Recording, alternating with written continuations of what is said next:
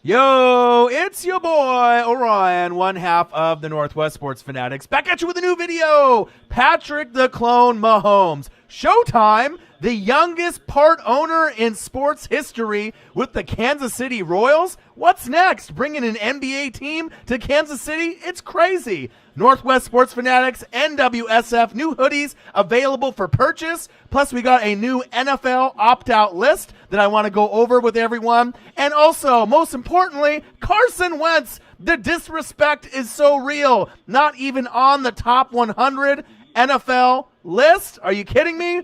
I mean, you go from being number 3 2 years ago and then 97 last year and not even being on the list. I mean, you got guys like Kyler Murray and Josh Allen, Dak Prescott on there. Some may be deserving to be on the top 100. Some maybe not. But I hope everyone is having a fantastic day. I put a lot of time and effort in the new hoodies, so I had to try to find a font that I like, so I created this design by myself. I hope you guys love it. Very affordable. And like I said, I'm going to be doing a giveaway or giveaways sooner than later, so that way I can get a lot of the fans some new merch as we're getting into hoodie season. We're getting very close to that time when we're going to be exiting summer, in about a month or so, and we're getting into football season. So football season is NWSF hoodie season, and I think this color scheme is nice. Like I said, I'll be doing quite a few giveaways. Patrick Mahomes, the youngest part owner in sports history. Obviously, if you know his backstory, his dad played in the major leagues, I believe, for about 13 years. So he's already been around major league sports for quite some time. Right now I'm watching the top 100, and I'm flipping over for my dad because I talked to him earlier today. I'm watching the Dodgers, and my favorite pitcher right now, Walker Buehler, going against the Houston Astros. And it's his birthday today. So obviously I'm watching this, rooting for him to get this dub. They started off strong, lost a few games. They're 2-2.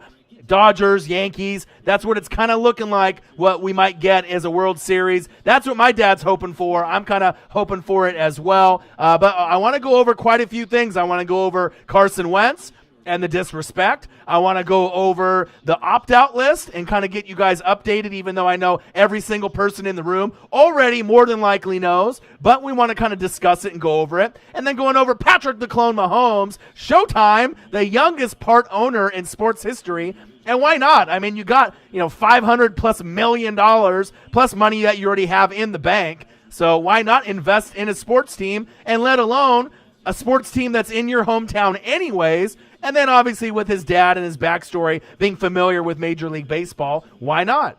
So I hope everyone is having a great day. I mean, your boy's been grinding. I've been reading a lot. I've been obviously watching a lot of tape. I went to work today. And then, like I said, I just wanted to be able to come online and just chill with y'all while I watch this Dodgers and Houston Astros game and the top 100 as I'm kind of flipping back and forth.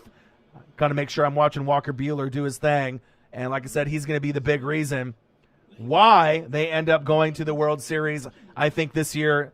And to be able to get that pennant and get that championship, it's no longer really Clayton Kershaw's team. Get that. Nice. Let's go. All right, Walker, I see you. No hits, no errors. 0-0 end of the first inning. Let's go, baby. All right, I got to multitask now. Watching that game. All right, going to flip over back to the top 100. All right, Von Miller, I see you.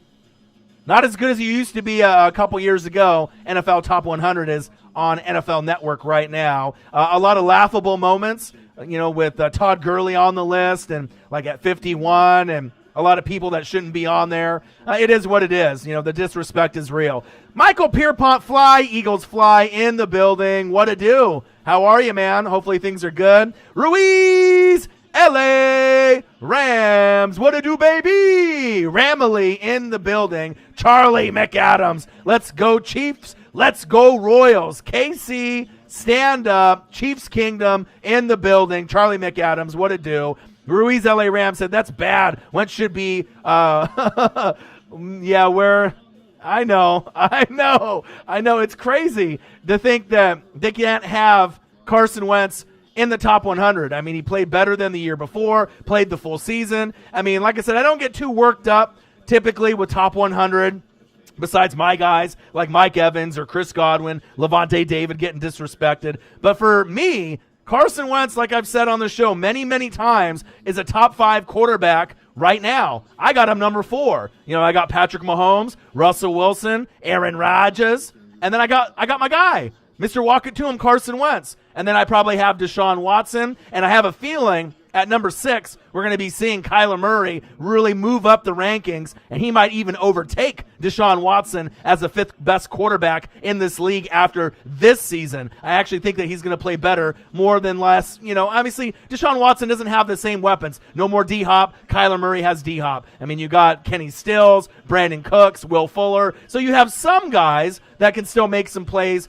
for you and the team. But Kyler definitely has more weapons. He should be able to really dominate the game. But I just like Kyler Murray as a quarterback better than Deshaun Watson personally. I think Deshaun Watson's great. He's a winner. He knows how to, get the natties like he did at Clemson. He's done the best with what he had around him. But overall, as far as skill set and ceiling, I think Kyler Murray's ceiling is a little bit higher. And then 5 years from now, you're going to end up having more than likely Patrick Mahomes, right? Deshaun Watson, Kyler Murray, Trevor Lawrence, Carson Wentz. Those are going to be the top quarterbacks in about 3, 4, 5 years. And that's facts.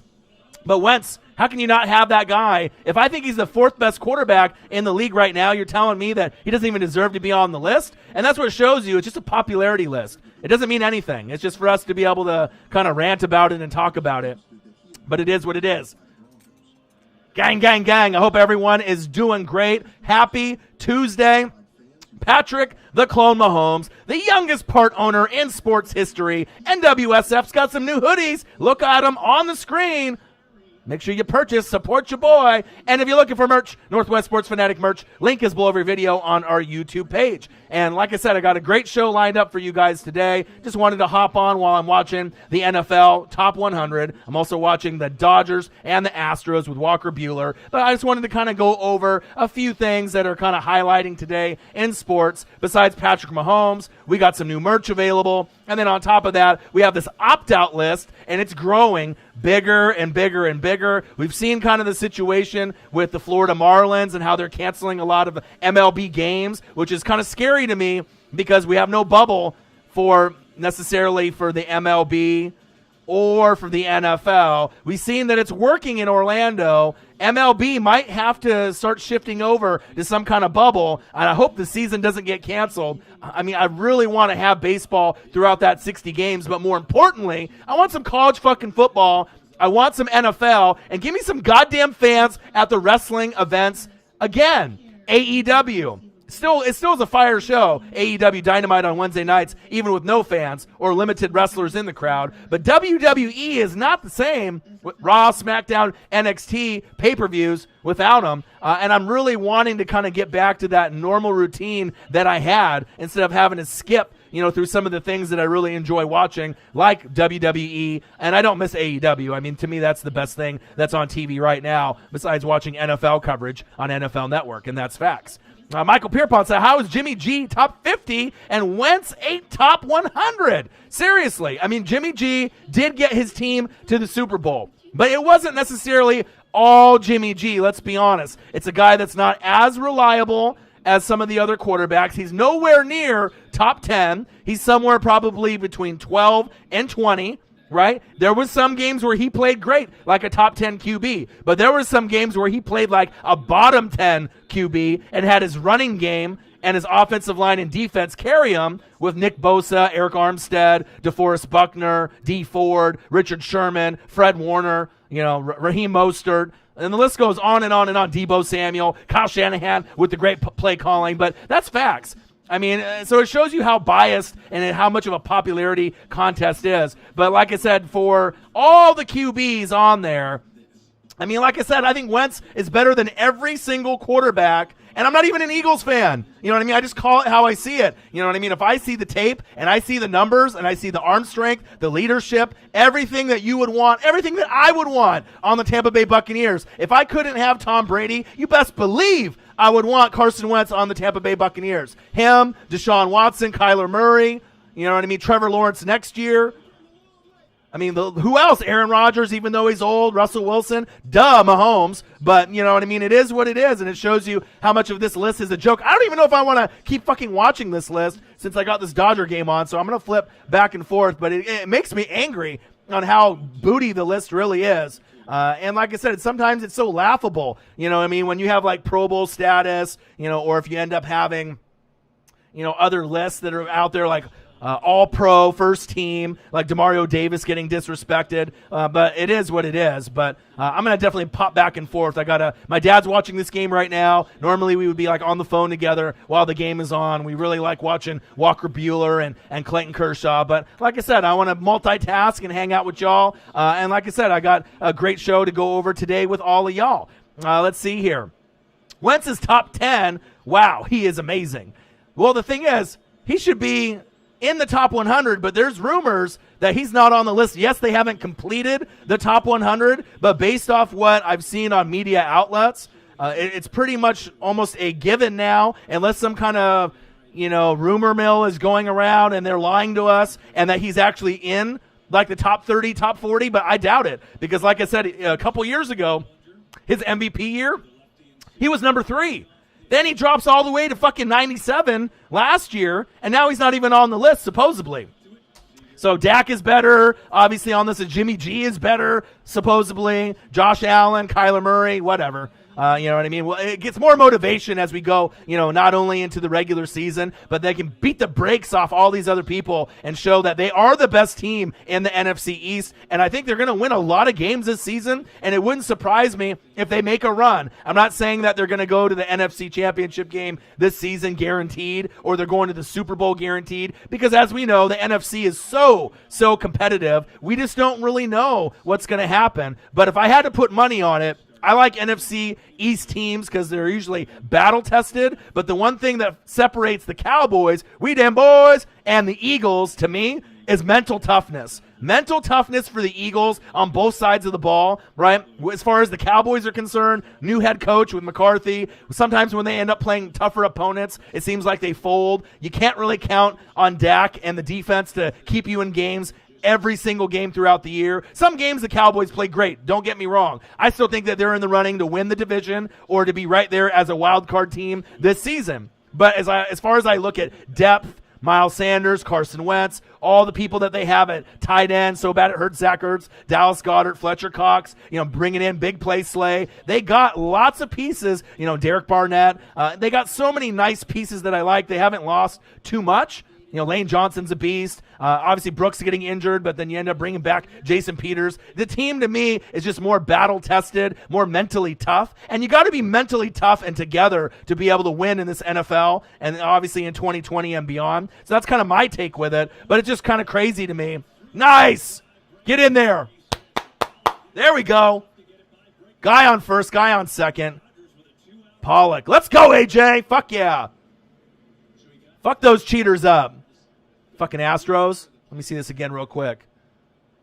Bitch. Let's go. Nice hit. All right. I'm getting distracted here. But, I mean, that's kind of how I feel, you know what I mean, with everything that's been going on. But a lot of disrespect, but I definitely got to give my 2 cents because you guys obviously know I call it right down the middle. I have no affiliation of anybody in Philly or any type of Philadelphia sports team, but I call it how I see it, and the disrespect is so real. But they'll feed off that. They'll eat off that, and I'm really excited to see Miles Sanders play like Josh Jacobs did last year and get some respect as well. Oh, my God, Kike Hernandez got a foul ball from him in Seattle, one of my favorite players on the Los Angeles Dodgers. Let's see what else is in the room here. Official Young Nola, what it do? You better be working on some music, my guy. Grind, grind, grind. New remixes. Kike. Oh, what a grab. Fucking A. Kike. Why? Well, at least they got on base. There we go. 0-0 Astros Dodgers. Let me flip it over back to NFL Network. But you better be grinding, my guy, working on those metaphors. I need more music. I need more remixes in my life. Keep doing your thing, Nola. Calvin Griffin, what it do? Wentz should have been number 99. He's better than that, my guy. I know you're a New Orleans Saints fan, my guy, but he's better than that. How about the Phillies and the Marlins, Tyler Hetzel says. Well, the thing is with the Marlins, and some of the teams there in Florida, it really concerns me. Obviously, with Tom being, in Tampa Bay, TB12, and the rest of the sports teams. Not only that, but in the NBA and the Orlando bubble, it makes me really nervous. But I hope that they can quarantine, and they've canceled a lot of these games as far as the MLB is concerned. But we'll see where it goes.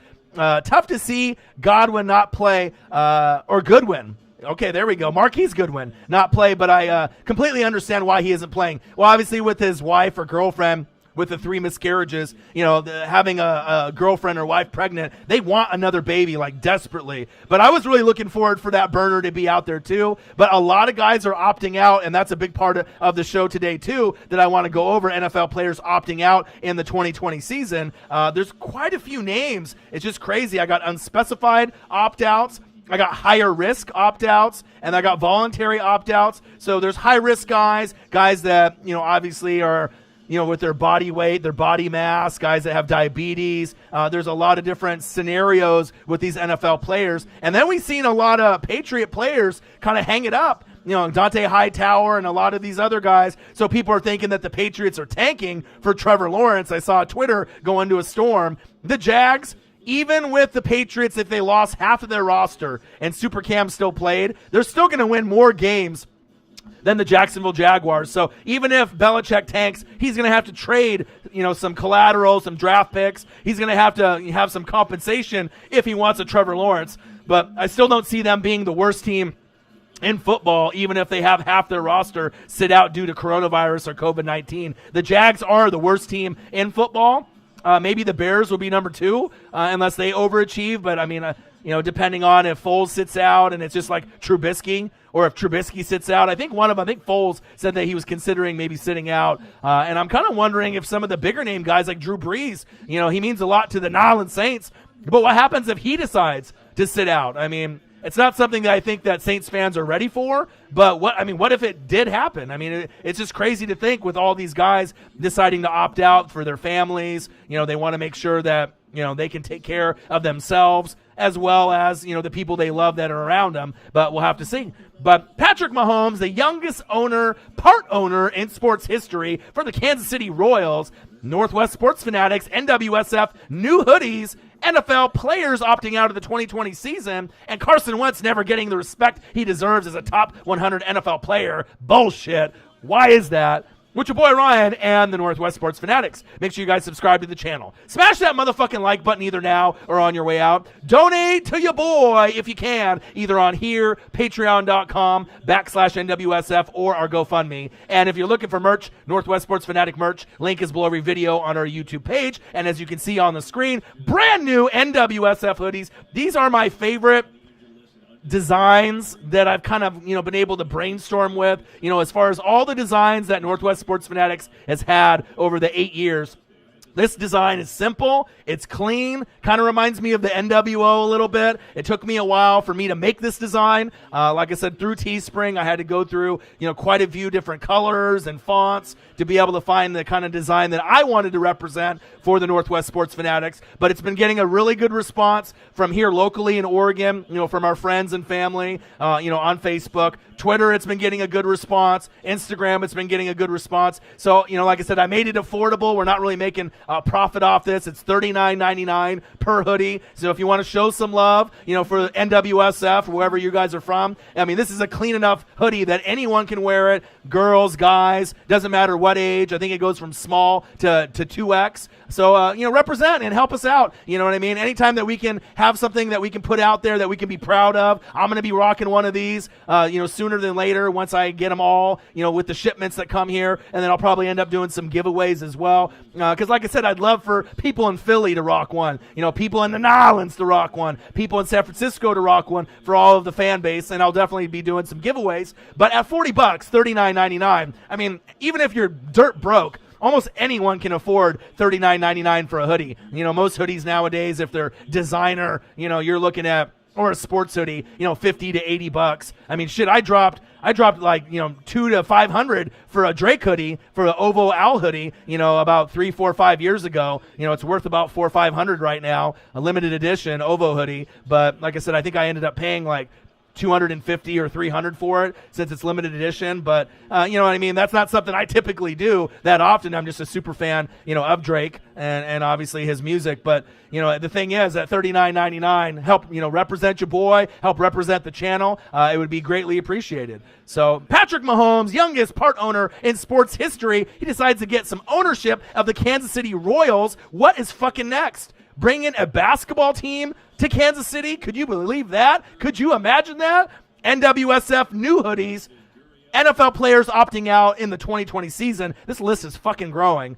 And Carson Wentz never getting the respect he deserves as a top 100 NFL player. Make sure you guys subscribe to the channel. Smash that motherfucking like button either now or on your way out. Donate to your boy if you can, either on here, patreon.com/NWSF, or if you're looking for merch, Northwest Sports Fanatic merch. Link is below every video on our YouTube page. Yeah, but I am a little disappointed with Marquise Goodwin, but I totally understand anyone that's doing it for family. I mean, what can you say? I mean, you want to make sure he's safe, moving forward. Official Young Nola. Is my boy gonna give me a hoodie? Yeah, I'll probably end up getting one sent out to you, Nola. Like I said, as long as you rock it. And as soon as the ones that I do for giveaways or people rock it, I want people to send me a picture that they're wearing it by email. So that way in the live streams and the reaction videos that I do, I can post your picture on the live stream of you guys wearing the merch. So I want to get a kind of a nice collection of all the females that I know and all the brothers and everyone that's a Fanatic family member, so I can have a nice little collage of all the people rocking the gear. And like I said, I think this design is clean. It's simple. It's been getting a good response, and I hope you guys love it too. I put a lot of time and effort into it, even though it just looks like a basic design. Coming up with a logo that people like, that's simple. It's tough, you know what I mean, to be able to have it really be something that you love. And I think I finally found it, between all the designs that I've been working on for the last 8 years.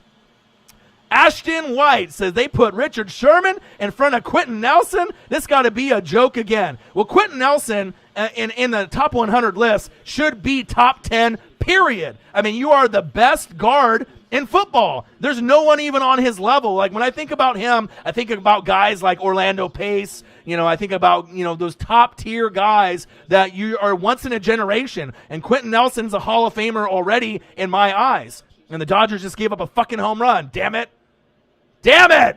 Walker Buehler, why? But, it shows you. Richard Sherman had a great season, right, last year. He really reinvented himself when the Legion of Boom depleted. Seattle gave up on him. We didn't really know what kind of Richard Sherman we were going to get. So he definitely deserves to be on the top 100, Richard Sherman, right, the Shermanator, but not more or higher than Quentin Nelson. So like I said, it's all about the players and the popularity contest. It is what it is.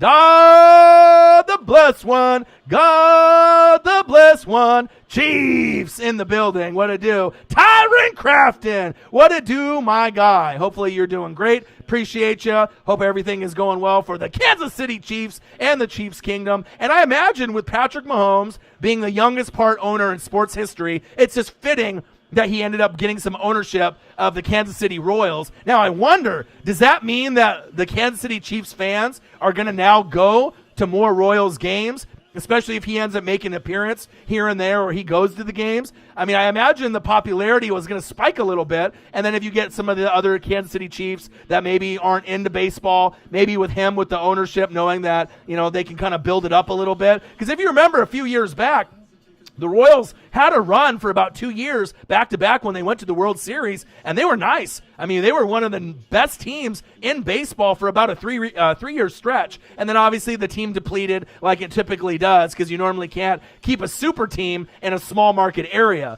But I'm kind of wondering now if the popularity is going to come back slightly just because you got Patrick the Clone Mahomes. I'll tell you what, man, I really want to go to Kansas City. I really want to go and see the Chiefs play in person. And I mean, I used to watch a lot of Kansas City Royals baseball as a kid, just because when it was on TV, Bo Jackson was on there, Brett Saberhagen was on there, Tom Gordon, obviously Flash Gordon and D. Gordon, his dad, played on there. So I watched a lot of Bo Jackson, you know what I mean? Bo knows, right? A lot of Brett Saberhagen. I watched a lot of games, back in the day, George Brett. But obviously they haven't really been as good besides that little World Series run they had a few years back. Preston in the building. He said Preston in the chat. Preston Coleman, what it do, my guy. Lenny D, what it do, my guy. Fly, Eagles, fly. We're talking about Carson Wentz. We're talking about NFL players opting out in 2020. Are the Patriots and Bill Belichick tanking for Trevor Lawrence? They better not be. Even if they were, they're not going to be better or worse than who? The Jacksonville Jaguars and more than likely the Chicago Bears. So they're going to have to give up a lot. But if Bill Belichick gets all his fucking players to opt out and they end up going like 4-12 and they get Trevor Lawrence, we're in fucking trouble. I'll tell you that right now. The Kansas City Chiefs still got the best team. They still got the best, dynasty and franchise. But I'll tell you what, if somehow, some way Trevor Lawrence ends up coming to the New England Patriots, that's a whole nother super team. It's going to be like Tom Brady all over again. And I'm not saying Trevor Lawrence is going to win as many Super Bowls as Tom Brady, but to me, out of all the quarterbacks that are in the league from the draft this year, and then obviously Trevor Lawrence next year, I think in 3 to 5 years, Trevor Lawrence is a top 5 quarterback with Kyler Murray, with Deshaun Watson, with Carson Wentz, and Patrick Mahomes. Even over all the other guys that are in the league right now, besides the old vets that are going to be away from the game. Brady should be gone in 5, right? Brees will be gone in 5. Phillip Rivers, Big Ben will be gone in 5. So it's the new breed, the new blood. But I really think that Trevor Lawrence will be better than Tua. I think he's going to be better than Joe Burrow, even though I love Joe Burrow a lot, and I hope he succeeds. And I love Tua. I love my boy Justin Herbert. But just something about Trevor Lawrence, even though he got stopped in that game, obviously against LSU and the Natty, and amazing Joe Burrow and Clyde Edwards-Helaire and Justin Jefferson and all those beast pieces that they had. I just think that, to me, when I see Trevor Lawrence, I see Andrew Luck, but I see a better version of Andrew Luck in Trevor Lawrence. He's NFL ready, and I think he's more NFL ready than those 3 other quarterbacks, Tua, Burrow, and Justin Herbert from my Oregon Ducks. I think he's more NFL ready now, and he's still in motherfucking college. So I'm excited to really see these 4 young quarterbacks take over the league, and I really pray that all of them have success sooner than later because we need that new breed as we're moving forward. Lenny D, what to do, my guy? Preston says, go Chiefs, Chiefs Kingdom in the building. Ashton White, they put Jalen Ramsey in front of Tre'Davious White. Are you kidding me?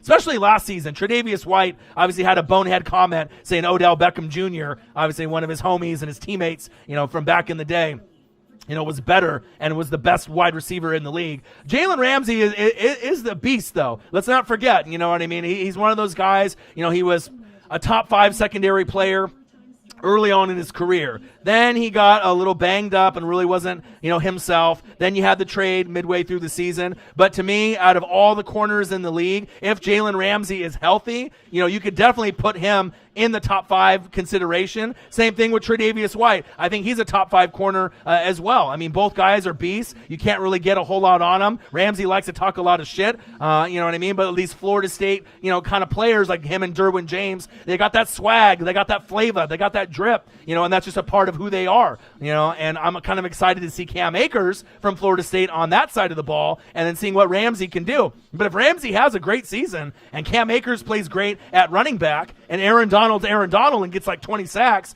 don't be surprised if the Los Angeles Rams make the playoffs this season. You know what I mean? Everyone thinks Niners in Seattle. Seattle got Jamal Adams. Niners are just as good as they were last year, besides the DeForest Buckner loss, right? And they got Brandon Ayuk, to replace Debo, at least for a little while before he gets healed up for the injury. But I'm really liking, as I watch more tape and I end up reading a little bit more about the Cardinals and the kind of the lineups that they're projecting. The defense is still going to be bad, right? But the offense is going to be amazing. The Rams got a little bit more balance, but I think people are really, really sleeping on the Rams, the Cardinals, and the Lions. And I think people need to wake the fuck up because these teams can really make it happen.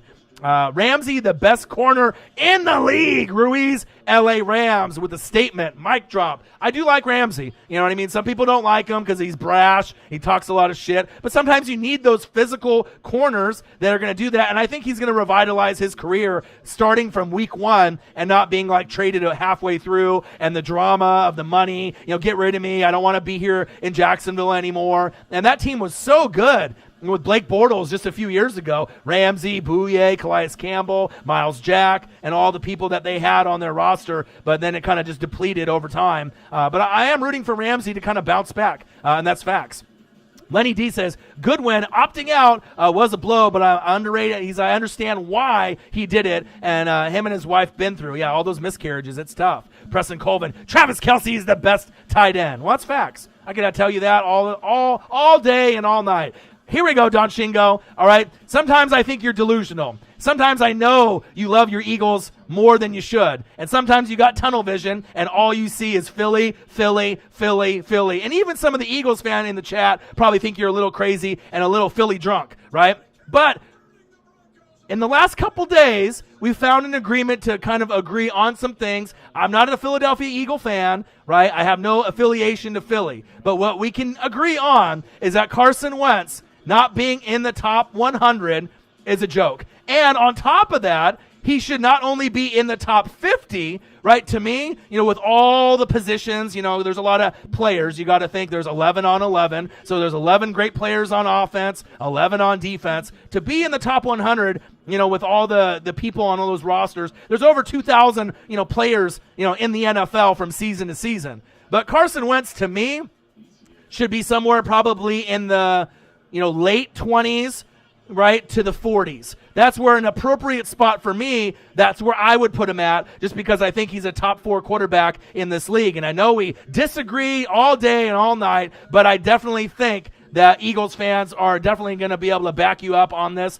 Just like I'm saying as well, Carson Wentz not being in the top 100 is one of the biggest jokes from being number 3 just a couple years ago, 97 last year, because your boy reads and I watch everything, and then now, not even being in the top 100. It's comical. It's a fucking joke. But I think they're going to use that as motivation, right? And like I said, if I could choose any young quarterback, definitely Carson Wentz is one that I'd love to have on my Tampa Bay Buccaneers. And I know Ruiz is in the building, right? And he's an LA Ram fan, a Ramily member, true and true. But if he really looked at the tape, Jared Goff or Carson Wentz, if you could redo that draft, I think a lot of Rams fans wish they wouldn't have went for the hometown kid and they would have went Carson Wentz. I know he got hurt, right? But to me, he's just more of a natural leader. He's got better arm strength. He's just got more skills at this point. Not saying that Jared Goff can't get there, but Jared Goff right now, to me, is somewhere between maybe 11 and 20 as far as the ranks of the quarterbacks. So if I got Wentz at 4,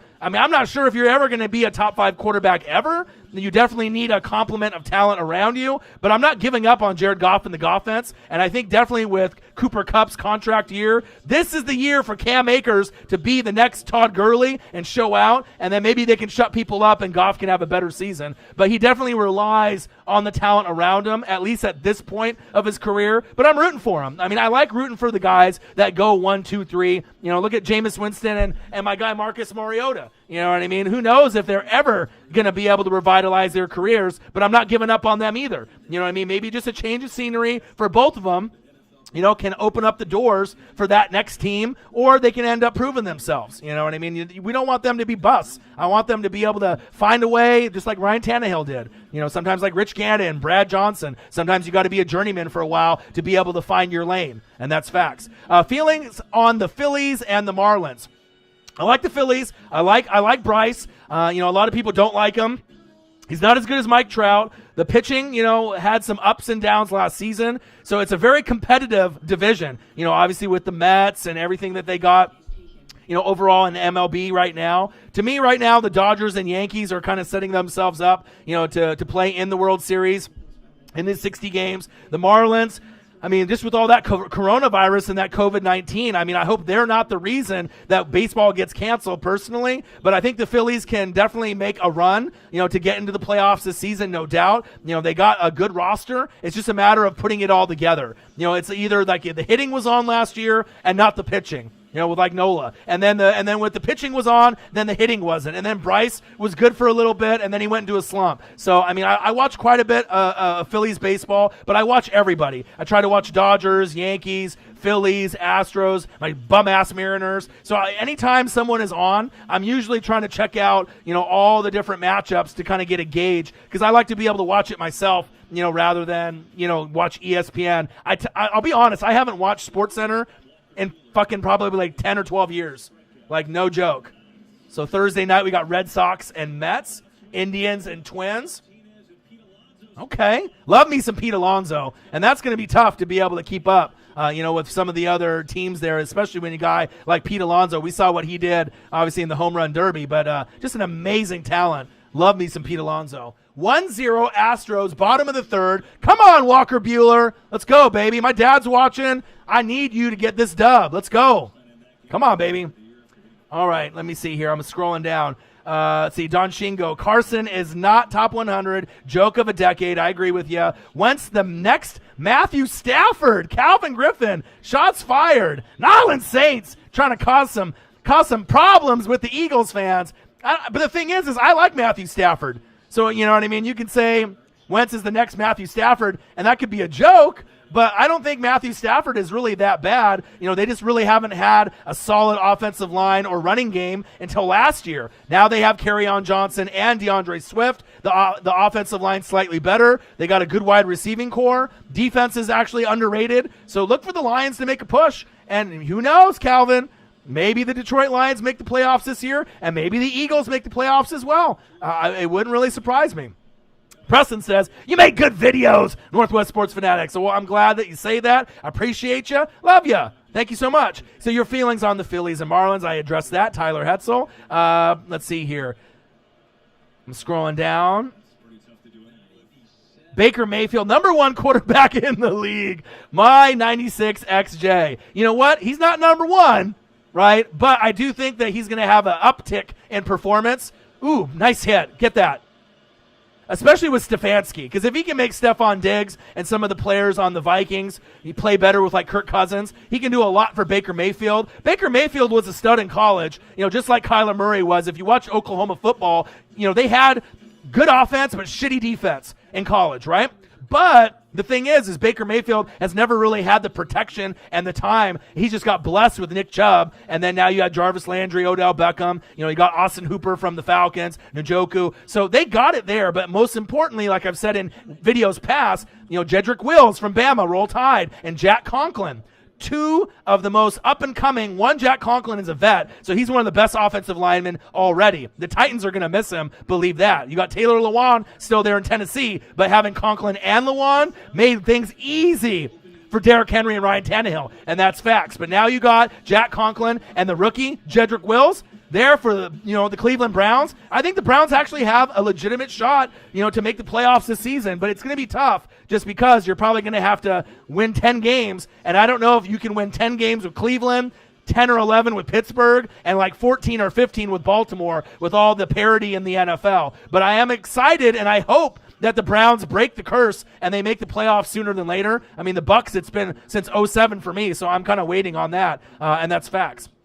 Preston says, then why are you a fan of the Bucs? Well, when I was a little kid, like I said, I was a big Jerry Rice, Joe Montana, Dion, Steve Young, Roger Craig, Tom Rathman, Merton Hanks, Ken Norton. I liked, that type of team when I was growing up. I mean, it was like the team of the 80s, 4 Super Bowls, 4 championships, and they got one in 94. But then when I was 12, I was kind of transitioning to be more of a defensive guy of who I am now. So I'm a linebacker guy. Middle linebacker is my favorite position in football. Safety, corner, DN, D-tackle, and then offensive line. And so they didn't really have those pieces for me, and I didn't really have a connection or a bond with the Seattle Seahawks since I live here in Oregon. So when it was 95, in that little area, I loved watching Florida Gator football as well as with Steve Spurrier, right, as well as my Oregon Ducks. And they had Jaquez Green, Rydell Anthony, and I Killiard. 2 of them went to Tampa Bay, but more so, they had Warren Sapp get drafted in 95. Derek Brooks was drafted in 95, both in the first round. Both guys were physical, mean, nasty. Florida State for Derek Brooks, Warren Sapp from the U, right? John Lynch was already there. Then they got Rondé Barber, Mike Allstott from Purdue, and that was a match made in heaven because those are the type of guys that I can look up to where I'm like, wow. And then they got Simeon Rice, and then you ended up bringing in John Gruden, and everything kind of fell into place. So I've always been a Bucs fan through and through since 95, but the main reason was Warren Sapp and Derek Brooks. And those are my 2 favorite guys on defense besides Rondé Barber, John Lynch. But ultimately, my favorite guy all time on the offense, Mike Allstott. I mean, what a workhorse. You're never going to see a running back / fullback as dominant as him ever again. No Peyton Hillis. Mike Allstott, the A-Train, baby. Love him. Let's see. Ryan Strange in the building. What to do? Let's see here. I'm scrolling down. Lenny D says Wentz bulking up like he's about to transition from NFL to WWE. I mean, he looked a little swole, didn't he? I saw a lot of videos on Twitter, and I always retweet things and message you and Shrick and a few other people when I see them, with new NFL breaking news. And, yeah, he definitely looks a little swole. Cowboys are front runners if they go down by 10, or if they're trailing, then they can't recover. That's facts. Let's see here. So Lenny D's, I heard about the hatred come out for the Astros. Well, man, they fucking cheated, bro. You know what I'm saying? Like my dad, obviously had a little mild stroke, last year, and my dad's getting a little bit older. My dad's, from L.A., and, he's been watching the Dodgers, Brooklyn, from L.A., from the 50s. So, to not have a pennant since 1988 and Kirk Gibson, I want to be able to enjoy some father-son time and see these Dodgers win a pennant, before it's too late. And I want to be able to spend some time, with this Clayton Kershaw era. He's no longer the top dog. Walker Buehler's the best pitcher on the Dodgers, but you got Mookie Betts. David Price is a bitch and he wants to sit out, whatever. But, I mean, they got a nice kind of group of guys, Justin Turner, Kike Hernandez. I mean, I really like the group. And obviously, that's the team I root for with my dad, because that's his team. And obviously, my Mariners, I'm a Ken Griffey Jr. guy, Randy Johnson, Edgar Martinez, Ichiro. But, I mean, they're nowhere near being anything relevant for a long, long time. And that's why it's been kind of tough, for me as a fan. Mariners are horrible. Buccaneers normally are horrible. Blazers are usually average, and my Ducks are kind of, the only thing that kind of keeps me going, but now it's starting to get better. TG Taz in the building. What to do? Preston says, come on, Astros. I know Calvin Griffin loves the Astros as well. It's just, man, they cheated. They cheated. You know what I mean? Like, that was the World Series that they should have won with all the damn, drumming on the garbage cans and all that, banging on the cans. I mean, when the Dodgers played the Red Sox, they had no chance. They deserved to lose that World Series, but then they cheated too. You know what I mean? I'm just sick and tired of the steroid era and the cheating. Thank God my hero, Ken Griffey Jr., besides my dad, he didn't do steroids and he was clean. So I can respect a guy like that. Ryan Schrick, Chiefs Kingdom, woo, in the building. What to do, my guy? Hopefully you're doing great. Joey Bosa, 5-year, $135 million. Woo, woo. Did that just happen? Obviously, I'm watching NFL Network and I'm doing this Dodgers and Astros game. Come on, baby. Ooh, nice play by the Astros. Woo, nice scoop. Okay, 1-0. Altuve, all right, I see you. It's kind of disappointing because Altuve, Springer, Correa, Justin Verlander, they had Garrett Cole, but then he went to the Yankees. It was one of those dynasties, when you watched them, I'm like, wow, these guys are really fun to watch. But when the cheating comes out, you know what I mean? Obviously, I'm I got to flip the switch or whatever, but, I just want my dad to be happy. I need him to get that pennant. Schrick in the building. What to do? He said, I don't think any big-name Chiefs players will because they're all trying to run it back. Yeah, we'll see. Lenny D, fly, Eagles fly in the building. Zachary Adams, Chiefs Kingdom in the building. What to do? Patrick Mahomes, youngest owner in sports history, a part owner. NWSF new hoodies available for purchase. And NFL players opting out of the 2020 season. Carson Wentz getting the disrespect through and through. Why? A reaction with your boy Ryan and the Northwest Sports Fanatics. Make sure you guys subscribe to the channel. Smash that motherfucking like button either now or on your way out. Donate to your boy if you can, either on here, patreon.com/NWSF, or our GoFundMe. And if you're looking for merch, Northwest Sports Fanatic merch, link is below every video on our YouTube page. What to do, Zachary? Chiefs Kingdom in the building, baby. Man, crazy.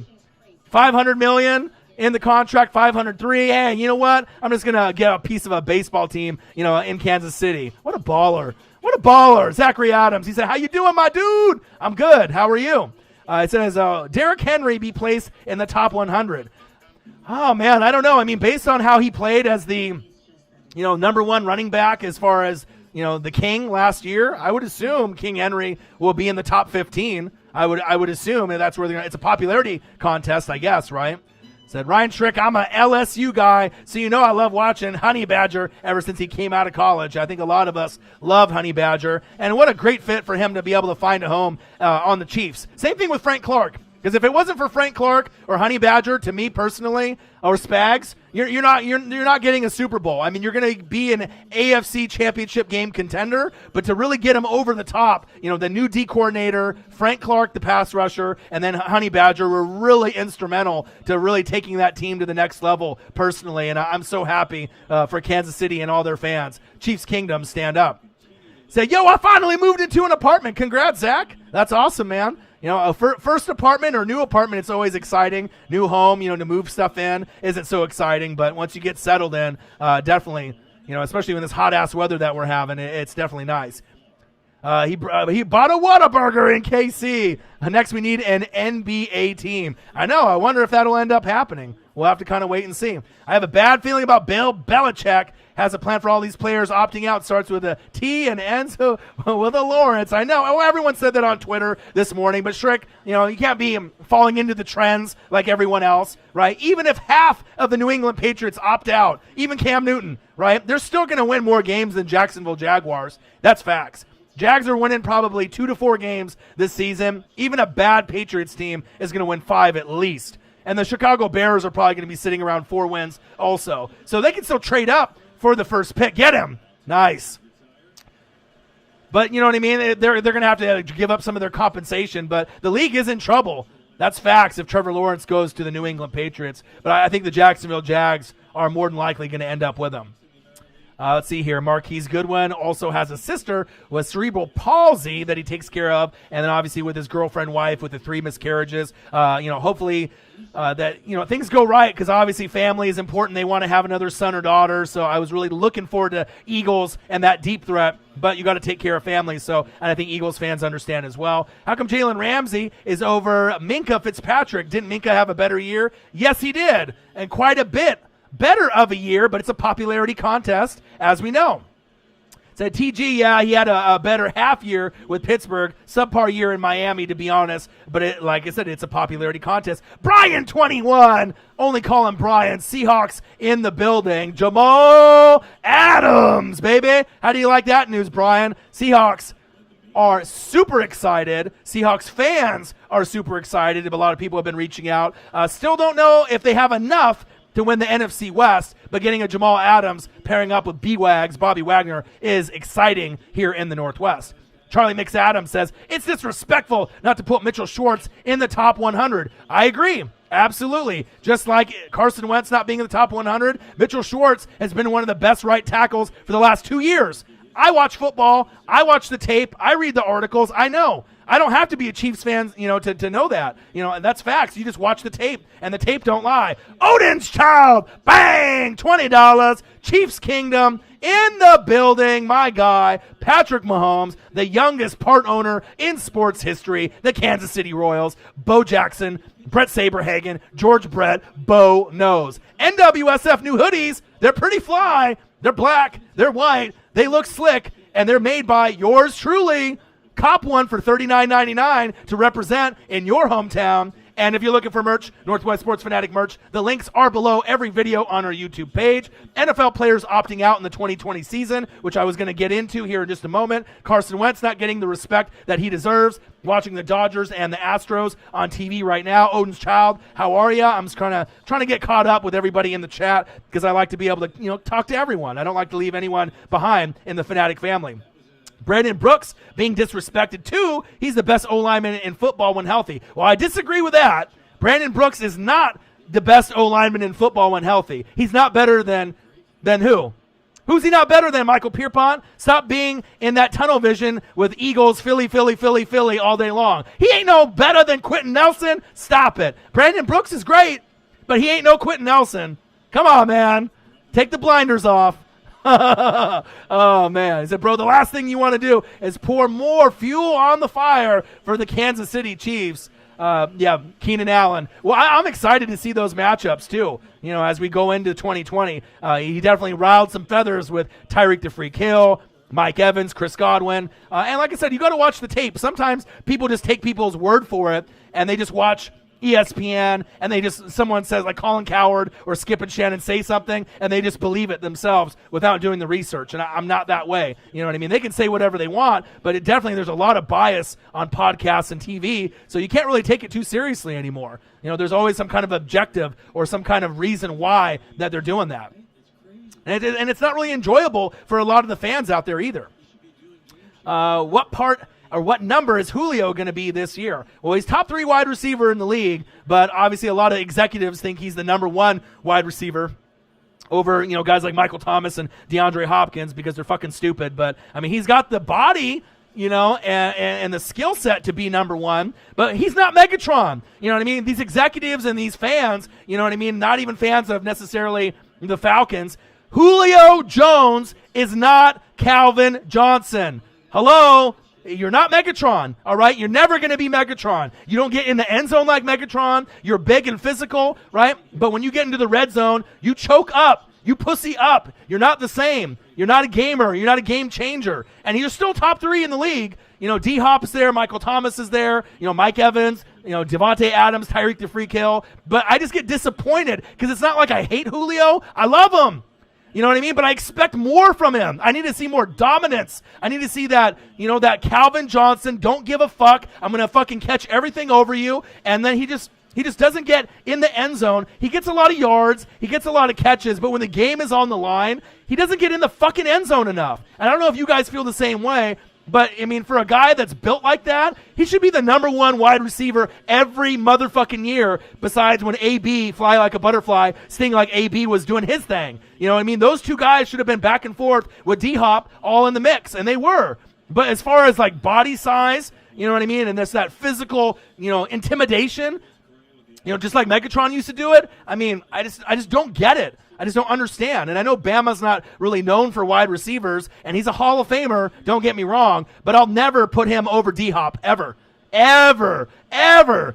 Michael Thomas, to me, you know what I mean? He's still got a ways to go to catch up to the years of Julio, but I think I still have Michael Thomas career-wise, probably depending on who his quarterback after Drew Brees is, or if he stays on the Saints or goes. We'll have to see. But I mean, I don't know, you know what I mean? I'm not sure if you guys feel the same way, but it's just frustrating when I see someone that's so dominant that could be better, in my opinion. That's facts.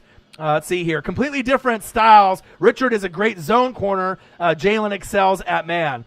Yeah, the thing is, though, it's a popularity contest, not really necessarily showing where the rankings is, because Todd Gurley doesn't even deserve to be on the list, and they had him at, 51 yesterday? So, I mean, it is what it is.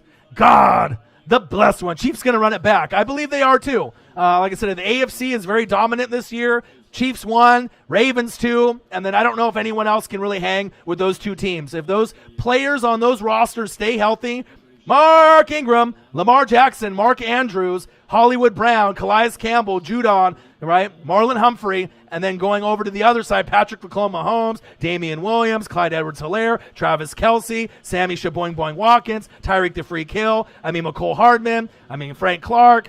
Do I need to keep going? Honey Badger, Chris Jones. Who? Chris Jones. Andy motherfucking Reid. Those are the two best teams, hands down.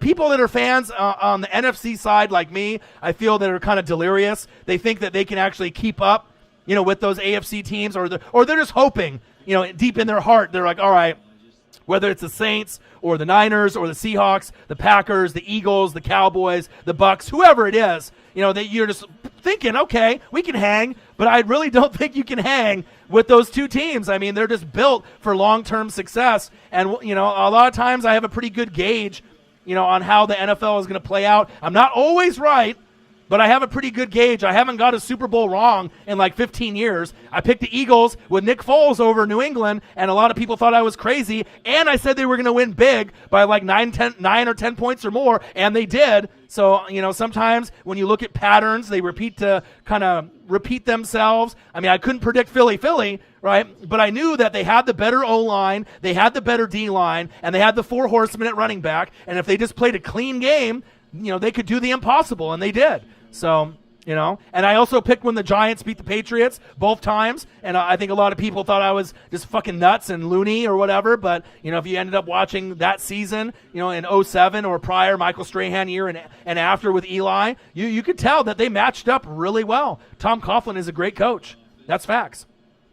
I like trash talking corners, TG says, but one that I can make big plays in crucial parts of the game. And as of late, I feel Jalen hasn't been doing that. But he was banged up too. And then also too, he was in a contract, scuffle. He was with an organization that he was trying to get, himself away from. Him and Khan were talking shit back and forth. It's like Stephon Diggs when he was on Minnesota. We knew he was a top 12 wide receiver. Some people have him top 10, but then he was kind of a distraction, him or Thielen, who's better, give me the fucking ball, crybaby, walking off the field, kind of being like an Odell Beckham. And even with all that being said, Kirk Cousins played great last season. Adam Thielen won't ever be a crybaby like that. And then he finally got himself out of there, and now he's Josh Allen's number one guy. You know what I mean? So sometimes that distraction can really be a big part of your athletic ability because you're not focused fully on what you should be, is yourself and the game. And that's facts. Joey Bosa is slaying it. Okay, Captain Hector Barbosa. What to do, my guy? I assume that you're a Chargers fan. They're going to be a very under-the-radar sleeper team, and I could see them making a playoff push this season as well. Great defense. People aren't really familiar with all the names on the defense. Obviously, you got Melvin Ingram. Derwin James needs to stay healthy. Joey Bosa. But a lot of the guys that they've picked up, Adderley and a few of these guys in the draft, Tillery, it's exciting. People don't know how great that the Charger team really is. I'm excited to see, Justin Herbert finally become the starter for the Los Angeles Chargers. Robux, hello, just checking in. I also haven't watched you in a while. What to do, my guy? Appreciate you. Love you guys. Appreciate you, everyone in the building, new or old. Shrek says, let me see here. He said, I feel like Richard Sherman actually backs up all his talk. Ramsey hasn't. Well, Sherman is one of those guys that talks a lot of shit, very intelligent. And he really had to work hard to get himself back in. TN Jose, big fan. Big fan of you, my guy. Your boy's grinding, always giving you the best NFL coverage on YouTube. Follow every single team in the NFL. Name one other YouTuber or a set of YouTubers that follows every single team to a T, not just my team, but the other 31 teams in the NFL with precise conviction and execution. Your boy Ryan and the Northwest Sports Fanatics. Patrick Mahomes, the youngest part owner in sports history. NWSF new hoodies, they're fire, $39.99. Buy them while they're hot. And if you're looking for merch, Northwest Sports Fanatic merch, link is below every video on our YouTube page. And donate to your boy, just like Odin's child did, $20, my guy. Gonna go over Carson Wentz, the disrespect. We've been talking about that. NFL players opting out. Let's go into that, since I should have probably did that about a half hour ago. But you know what? I love talking football, and that's what I do. So let's talk about it. Let's see here. So Baltimore Ravens, we obviously saw DeAnthony Thomas. He decided to opt out. He was on the Chiefs, missed out on the ring, which is really a shame because he was just a role player kind of guy. I'm a big Oregon Ducks guy, Crenshaw, California. I watched him in high school, All-American, DeAnthony Thomas. I love him, right? Never really got himself to be a Tyreek to Freak Hill, definitely a burner, right? But just didn't really find his full role on the team, right? Then they ended up trading him to the Ravens. The Ravens fell short, and then now he's opting out. So DeAnthony Thomas is opting out as voluntary. Offensive lineman Andre Smith on the Ravens as well. That's going to be a blow. Buffalo Bills, D-tackle star Latualele. Watched him at Utah, star player, stud player. That's going to be a little bit of a blow. Dallas Cowboys corner Maurice Canady and Stephen Guidry. Those guys aren't really that big of names. Green Bay Packers, Devin Funchess, formerly of the Carolina Panthers. That's going to be a little bit of a blow, but then you're going to have guys like Alan the Lizard Lazard step up for Funchess' absence, so I don't think they're worried about that. You still got Devontae Adams. You got, obviously Aaron Jones. Aaron Jones, so they'll be fine. Houston Texans, Eddie Vanderdoes. Kansas City Chiefs, Laurent Duvernay-Tardif.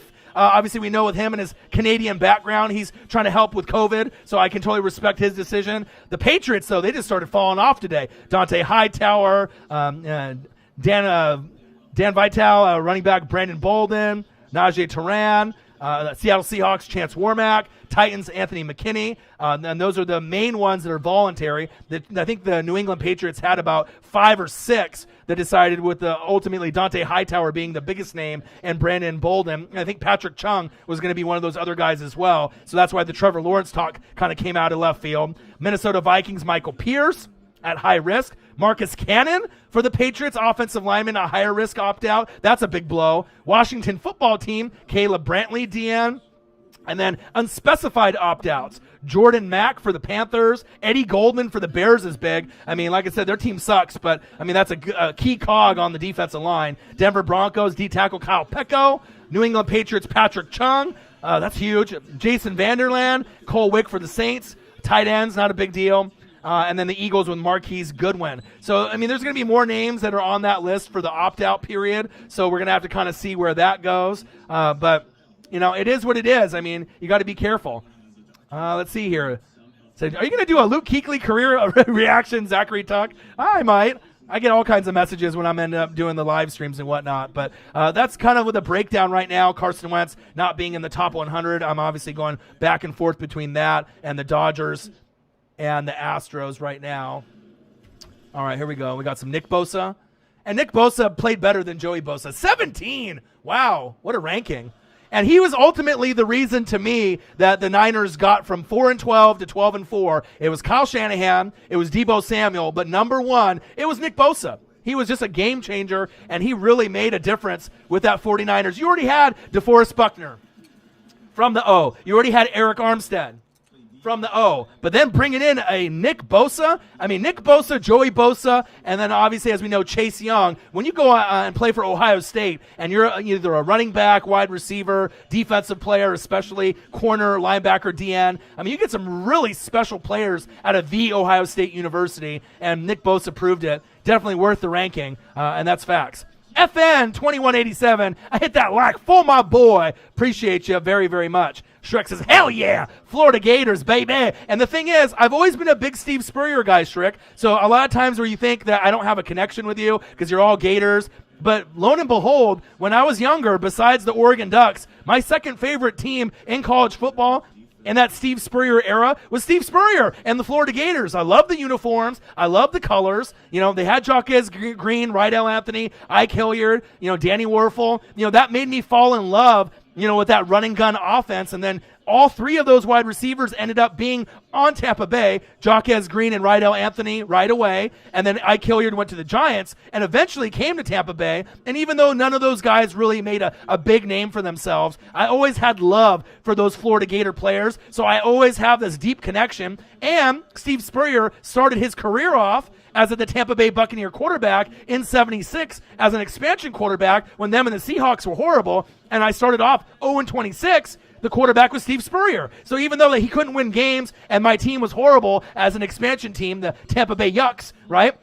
The Creamsicle Oranges, but I still have a lot of love and respect for Steve Spurrier and the Florida Gator, you know, organization as far as, you know, a university. I always have had kind of a love for that, you know, particular college. So we actually have a little bit more in common. And I know when I drop those names, you're like, okay, this guy actually did watch some Florida Gator football. And that was part of a reason that I ended up becoming a Tampa Bay Buccaneer fan. In all honesty, Rydell Anthony, Jaquez Green, you know, Ike Hilliard, but also Warren Sapp and Derek Brooks. But the Gator part of it was very strong of my allegiance to the Tampa Bay Buccaneers because I really loved that style of offense and Steve Spurrier, and I rooted for those guys so heavy, you know, back, you know, in the 94, 95, 96, in that little era, you know, when I ended up being 12, 13, 14 years old, when I was really going to commit to my football teams, you know, forever, you know, and finding my way of like who I like and what I want to represent. So that's facts. So we got something in common, Shrek. A little bit more than you ever thought. All right, let's see here. Operation Lawrence, Bill Belichick. Yeah, we'll see. But like I said, they're going to have to give up a lot of compensation, and they would have to probably go 4-12. And with the talent with Cam Newton, even Cam Newton half, you know, one arm, one leg, you're still going to win 5 games or more. That's facts. Lenny D says, cough, cough, go Tigers. Like Ogeron would say, go Tigers. Go Tigers. Happy birthday, go Tigers. Love me some Coach O. All right, let me see here. Let me scroll down and get caught up. Troll Patrol in the building. What it do? Say, what up, Orion and the Northwest Sports Fanatics? Mahomes, part-time owner of the Royals. Like a king, like a dynasty, crown of Corona. Yep, that's it. The indication of scripted legacy with many championships. Troll Patrol. What it do, my guy? I hope you're doing good. Savage OD. Who dat? You dad. I appreciate you liking my post this morning and retweeting it for the new merch. NWSF new hoodies. They're clean. They're nice. Appreciate you. Hope things are good for you. I know college is, a challenging time. Nolan Saints in the building. I hope everything goes good for you. I can't wait to see more of you in the chat when I end up doing all the Saints games this year. Savage OD in the building. What it do? Let's see. Lenny D says, Ryan Trick, facts. Yeah, Tim Tebow was supposed to be promising, but he somehow couldn't find his footing, but he was good with the Broncos. Yeah, but he was kind of like a system, quarterback. You got to think he had a lot of talent. If you actually look at the talent that Tebow had when he played, Aaron Hernandez, right? The Pouncey twins. I mean, Percy Harvin and all these amazing players in that little 2 to 4 year span that the Florida Gators had. It's almost crazy to think how much talent that they had. Even Cam Newton was on the Florida Gators before he got in trouble, got kicked off the team, and then went to Auburn and beat my fucking Ducks in 2010. Strick will tell you, we both are very familiar with the Florida Gators and their super teams, that they had back then in that 4 to 5 year period. It was just crazy. Crazy how good they really were. Coach Urban Meyer, he did it from Utah, then went to Florida, very, very successful wherever he went. Ohio State, it's one of those guys that, even though there was some scandals, there typically is scandals with every, big-time coach. But I really liked Urban Meyer quite a bit, a very fun, coach to be able to watch do his thing, when he was in his prime. That's facts. Odin's Child, bang! $20, Chiefs Kingdom, stand up. Love ya. Appreciate you. I hope you're doing well. I've been grinding out a lot of these live streams, and like I said, in reaction videos, just trying to keep it coming, keeping it relevant. As we're going through this period of NBA being, so close. MLB is here, but then we got COVID, with the Florida Marlins, and then now we got NFL 100 to kind of keep us going, until we get to preseason. Oh, oops. I guess we don't have preseason, the regular season, but your boy's going to be grinding and working very, very hard. Ashton White, what do you think about Quentin Nelson might take to the playoffs? Of course. I could talk about Quentin Nelson all day and all night. Notre Dame offensive linemen are bred on a whole nother level. Besides linebackers and defense, offensive line is my favorite position to watch and cover. I watch film study, and the thing is when I record a game on the DVR, I actually watch almost every game twice, believe it or not. One time I watch it initially, and I'm watching the quarterback, the running backs, the wide receivers, the corners jamming them on the line, the blitzing, the zone coverage, the man-to-man. I'm watching that. But then the second time I watch it, I typically watch the offensive linemen because I want to be able to see the hands, the footwork, the pulling, because I like to be able to really see who are the best offensive linemen in the game, because I think it's one of those positions, it's not sexy, it's not talked about, but without a good O-line, you don't win games, you don't win playoff games, and ultimately you don't win Super Bowls. And Quentin Nelson is by far my favorite offensive lineman in the NFL, and he's probably been my favorite offensive lineman out of anyone that I've seen since I've been a little kid. I think number one prior to Quentin Nelson, to me, was Orlando Pace. Big Orlando Pace fan from The Ohio State University, and then when he was on, the Rams back in the day, greatest show on turf. But besides him, I haven't really fallen in love with an offensive lineman. I would rock a Quentin Nelson jersey, hands down. That guy is just a fucking beast, and you don't see too many guys built like him. He's a Hall of Famer already. Period. And we got a guy on the Oregon Ducks that's going to be playing tackle next year after we go through the draft process. Penei Sewell, if you guys don't know who he is, he's going to be the next big tackle in the NFL, the next big thing. We're talking top 5 pick. This guy is a horse, and he's going to be he's already being compared as the Quentin Nelson of the tackle position in college right now. He will be the first tackle taken in the draft, and he's better than any of the tackles in this year's draft. And that's facts. I can't wait to see what team he goes to. It'll be exciting to see him develop as a star Pro Bowl player, and I think he's going to be a Hall of Famer as well. Seahawks defense just jumped into a top 10 defense with those two names, Wagner and Jamal Adams. Woo, I don't know about that. I don't think top 10 defense, Lenny D, because their D-line is last in the NFL. 32 out of 32, right? No Frank Clark there. The D-line is just atrocious, right? You got Bobby Wagner and you got Jamal Adams, but what about the rest of the pieces? So I think there's some promise there, but I don't know. I think top 10 defense, I think that might be, jumping the gun. Maybe one more or two more drafts, to get them a little bit higher, but they need more than just Bobby Wagner and Jamal Adams. But Bobby Wagner is the best middle linebacker in football. Jamal Adams is the best safety in football. So that definitely does account for something, but I'm just not sure if it's top 10 just yet. I mean, because, to be a top 10 defense, that really means something. You know what I mean? You feel me? Troll Patrol, Saquon got himself a beast of a body guard in the draft that throws guys out of the way. That's facts. All right, let me see here. Mahomes owns the AFC West and now the Royals. That's facts. Lenny D says Brandon Brooks was the best right guard in all of football this past season, but I won't say he's the best O-lineman. See? That's fair. You know what I mean? Because he ain't no Quentin Nelson. Not even close. And Brandon Brooks is great. You know what I mean? But Kelsey on the line is better than Brooks. Personally, Kelsey's better on the line than Brooks, to me. Lane Johnson, you could argue, is better than Brooks, too.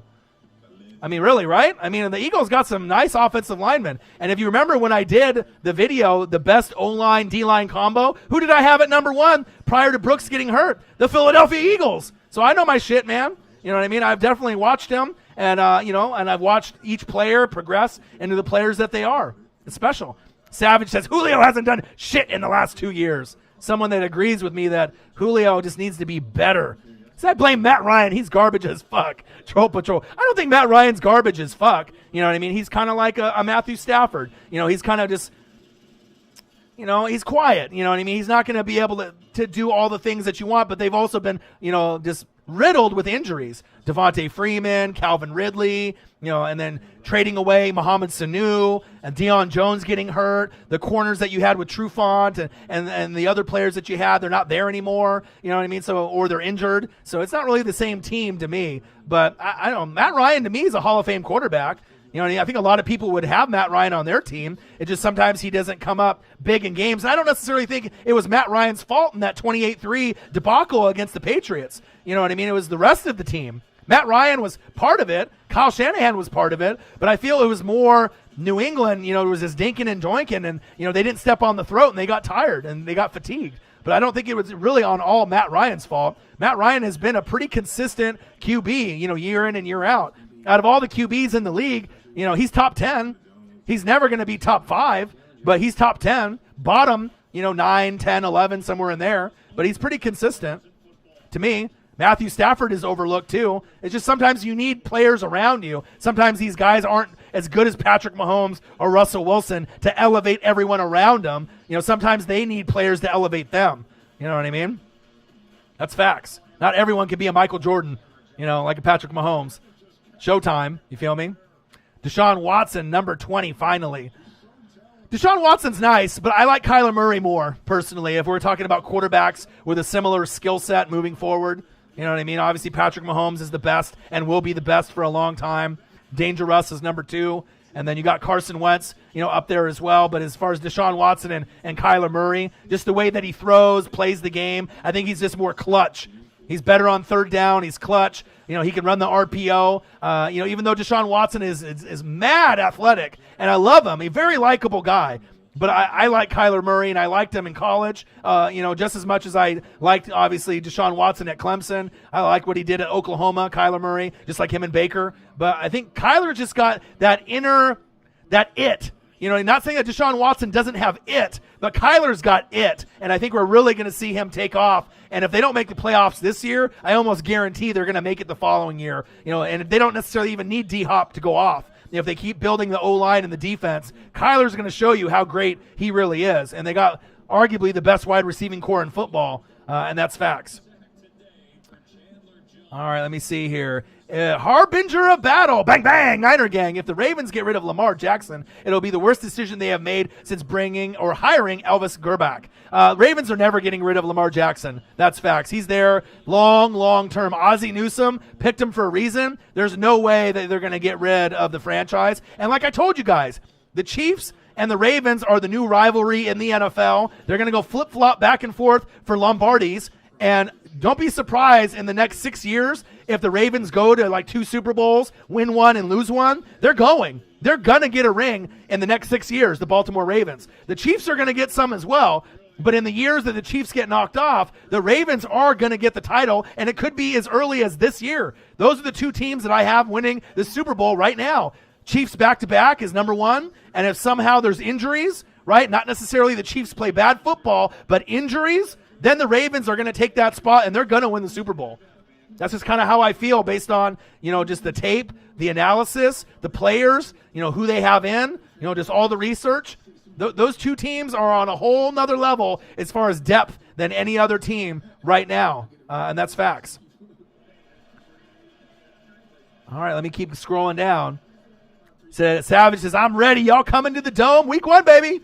Week 1, Savage. I don't know if the Bucs can do it, but I'm really hoping that we can find a way to be competitive with y'all. And it makes it fun, right? Because we know the Panthers aren't going to be that great. They're going to cap out at 8-8 at the very best, more than likely 5 to 7 wins this year with Coach Rule. They're the only team that has a new head coach, Ron Rivera, Riverboat Ron, a new QB, Teddy Two Gloves, Teddy Bridgewater, and all new coordinators. So if they end up getting to the playoffs year 1, that shows you how amazing of a coach Coach Rule is. And they don't have Luke Kuechly or Cam Newton, so I don't see it happening, right? And I don't expect anything from the Falcons or the Panthers. They should max out at 5 to 7 wins, both of them. With the best case scenario for both, 8 wins. But with Tampa Bay, I see 9 wins minimum. And with the Saints, I have them sitting at 10 wins minimum. But realistically, I think the Saints are going to win 11 to 13 games, 11-5 to 13-3, number 1 in the NFC South. And I think Tampa Bay will go from 9 to 11 wins, 9-7 to 11-5,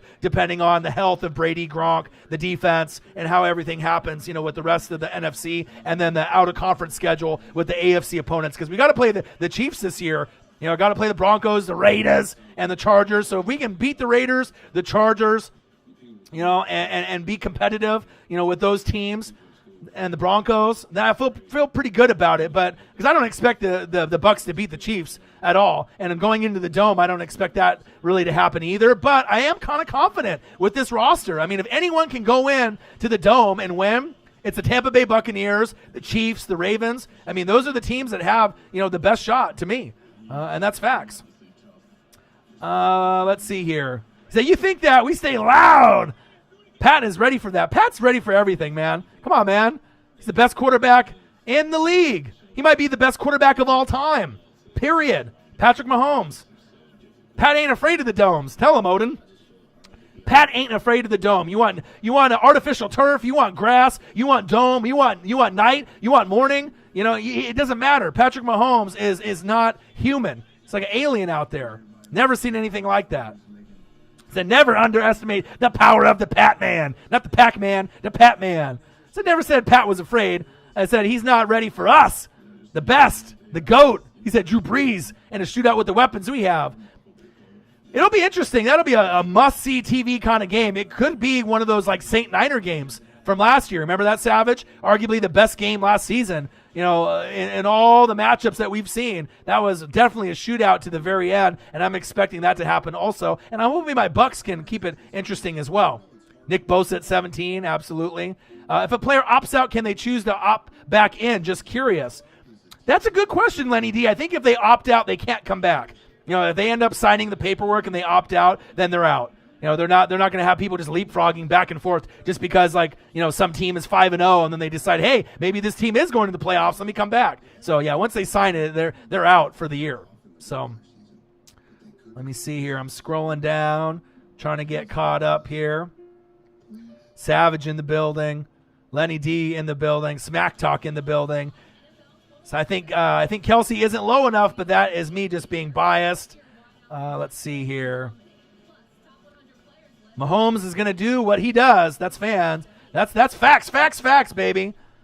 Let's see, KC fan here. Do you think Kittle has definitively passed Kelsey as number one tight end now? Also, Kelsey at 18. I think Kelsey, to me, and like I said, I'm a Bucs fan. You guys know that I'm the hardest working NFL sports YouTuber out there. I'm not just a Bucs expert, but all the teams, I really take pride in watching film and breaking things down. Last season, George Kittle arguably had a better stat season than Travis Kelce. But Travis Kelce, to me, is just more clutch, and I would rather have him on my team today than George Kittle. Now, in a couple years, George Kittle is going to end up having the highest paid contract out of any tight end. He'll get paid like a wide receiver. He's going to change the game. And then moving forward, when Kelce gets into that retirement mode, Kittle is going to be the best tight end in football, and it won't even be close. You're going to have guys like Mark Andrews, Darren Waller from the Raiders, and a few other guys. Definitely not Gronk because he's on his way out, right? And so bad it hurts. Zach Ertz is kind of getting older, and he'll be on his way out, right? So you'll have these younger guys. Jared Cook will be on the way out as well, right? But to me, Kittle, lo and behold, will be the best. But today, even though arguably he had the better season last year, George Kittle, I'll take Travis Kelce in a heartbeat. You know what I mean? To me, he's got good hands. He's got good football IQ. He's not as fast as George Kittle. George Kittle's got the blazing wide receiver speed, but I think just the overall everything about him, I like Kelce. The only thing that Kelce lacks at, or maybe is not as good as George Kittle, blocking. But, the thing is there's not a lot of plays that they have set up for Travis Kelce to block.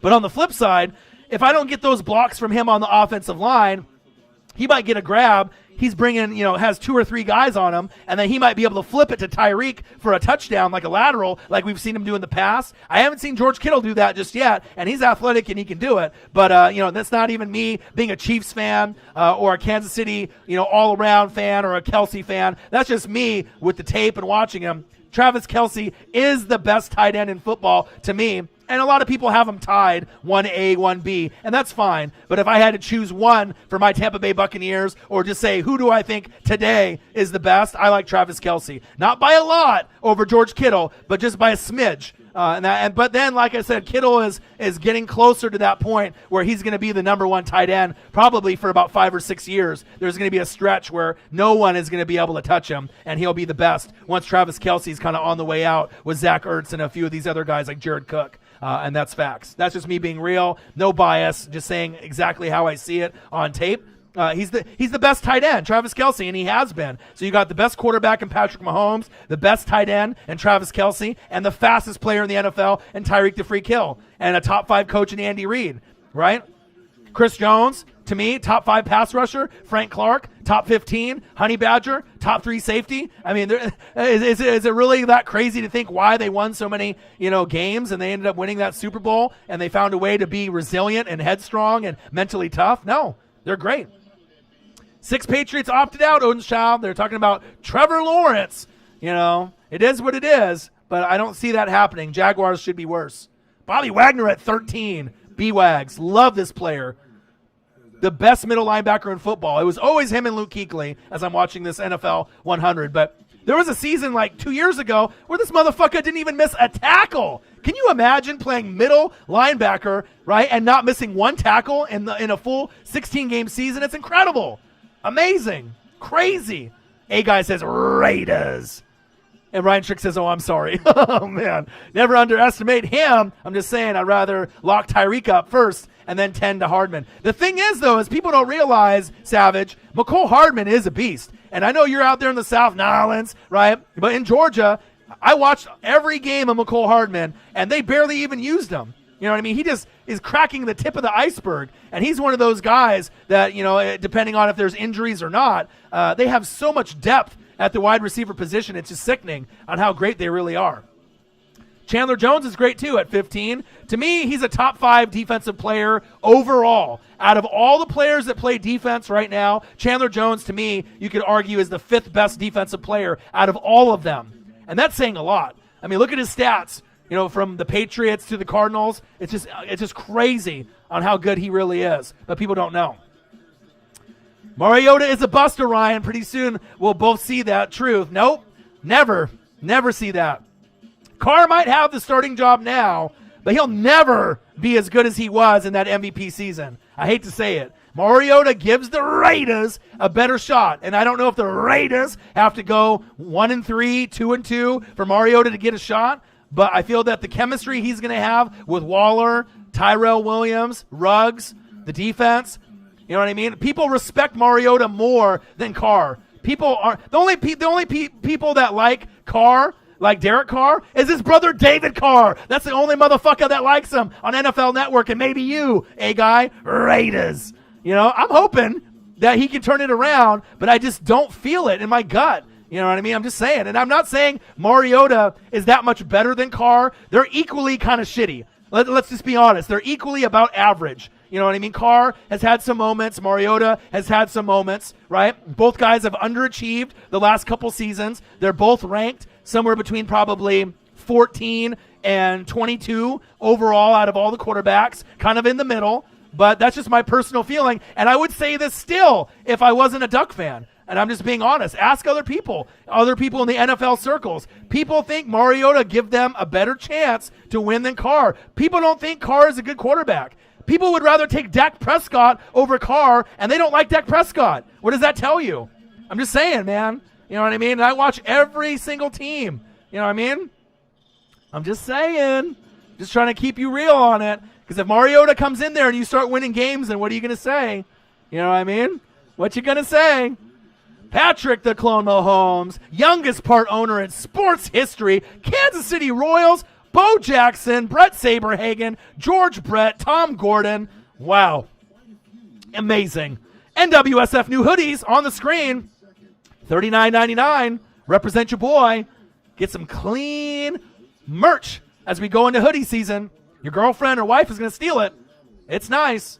And if you're looking for merch, Northwest Sports Fanatic merch, all the links are under every video on our YouTube page. And make sure you donate to your boy. It'd be much appreciated. We're also going to go over Carson Wentz and the disrespect of not being in the top 100, top 4 quarterback in the NFL. We went over the NFL players opting out in the 2020 season. A lot of Patriots players opting out. Deontay Hightower. That's just crazy. You know what I mean? Patrick Chung. I mean, there's some Brandon Bolden. I mean, there's some really big names. And it's still going to keep going further along, and we're going to see more and more guys opt out. So I just hope that, we don't get a Trevor Lawrence on the New England Patriots. But like I said earlier, I still think the Jags, the Bears, those teams are going to be worse off with Cam Newton. Even shit with Jarrett Stidham. Even if Cam Newton opts out now, right? Jarrett Stidham could probably still get him more wins, with that coaching staff with Belichick and Josh McDaniels than the Jags or the Bears. Those two teams are just straight shit. I don't really see anything there. Patrick the Clone Mahomes, youngest part owner in sports history, NWSF, new merch, new hoodies. A new video live stream with your boy Ryan and the Northwest Sports Fanatics. Make sure you guys subscribe to the channel. Smash that motherfucking like button either now or on your way out. Donate to your boy like Odin's Child did. $20, my guy. And if you're looking for merch, Northwest Sports Fanatic merch, link is below every video on our YouTube page. Now, they just showed the commercial for Hard Knocks for the Chargers and the Rams. Are you guys going to watch that? I'm a real big Hard Knocks guy. I watch it every year that it has come out for the longest time. I like seeing the behind the scenes on how the coaches talk to the players. I like to be able to see the hobbies that the players have, things that you're not really too familiar with. If a guy plays piano or is good at pool, he's a pool hustler, or whatever it is. So I'm excited to be able to see what Hard Knocks has to bring. I want to see Cam Akers. I want to see that development. So I am really excited to see what's going to develop from the Los Angeles Rams and the Chargers. And like I said, even though we got to see the Raiders last year, I almost wish that they were in the mix because I kind of want to be able to see Ruggs and Abram and all the Cleveland Farrell. I ended up really liking last season besides kind of the AB content. That was kind of a distraction with his, his foot being frozen, obviously with the treatment that he had. But we will see.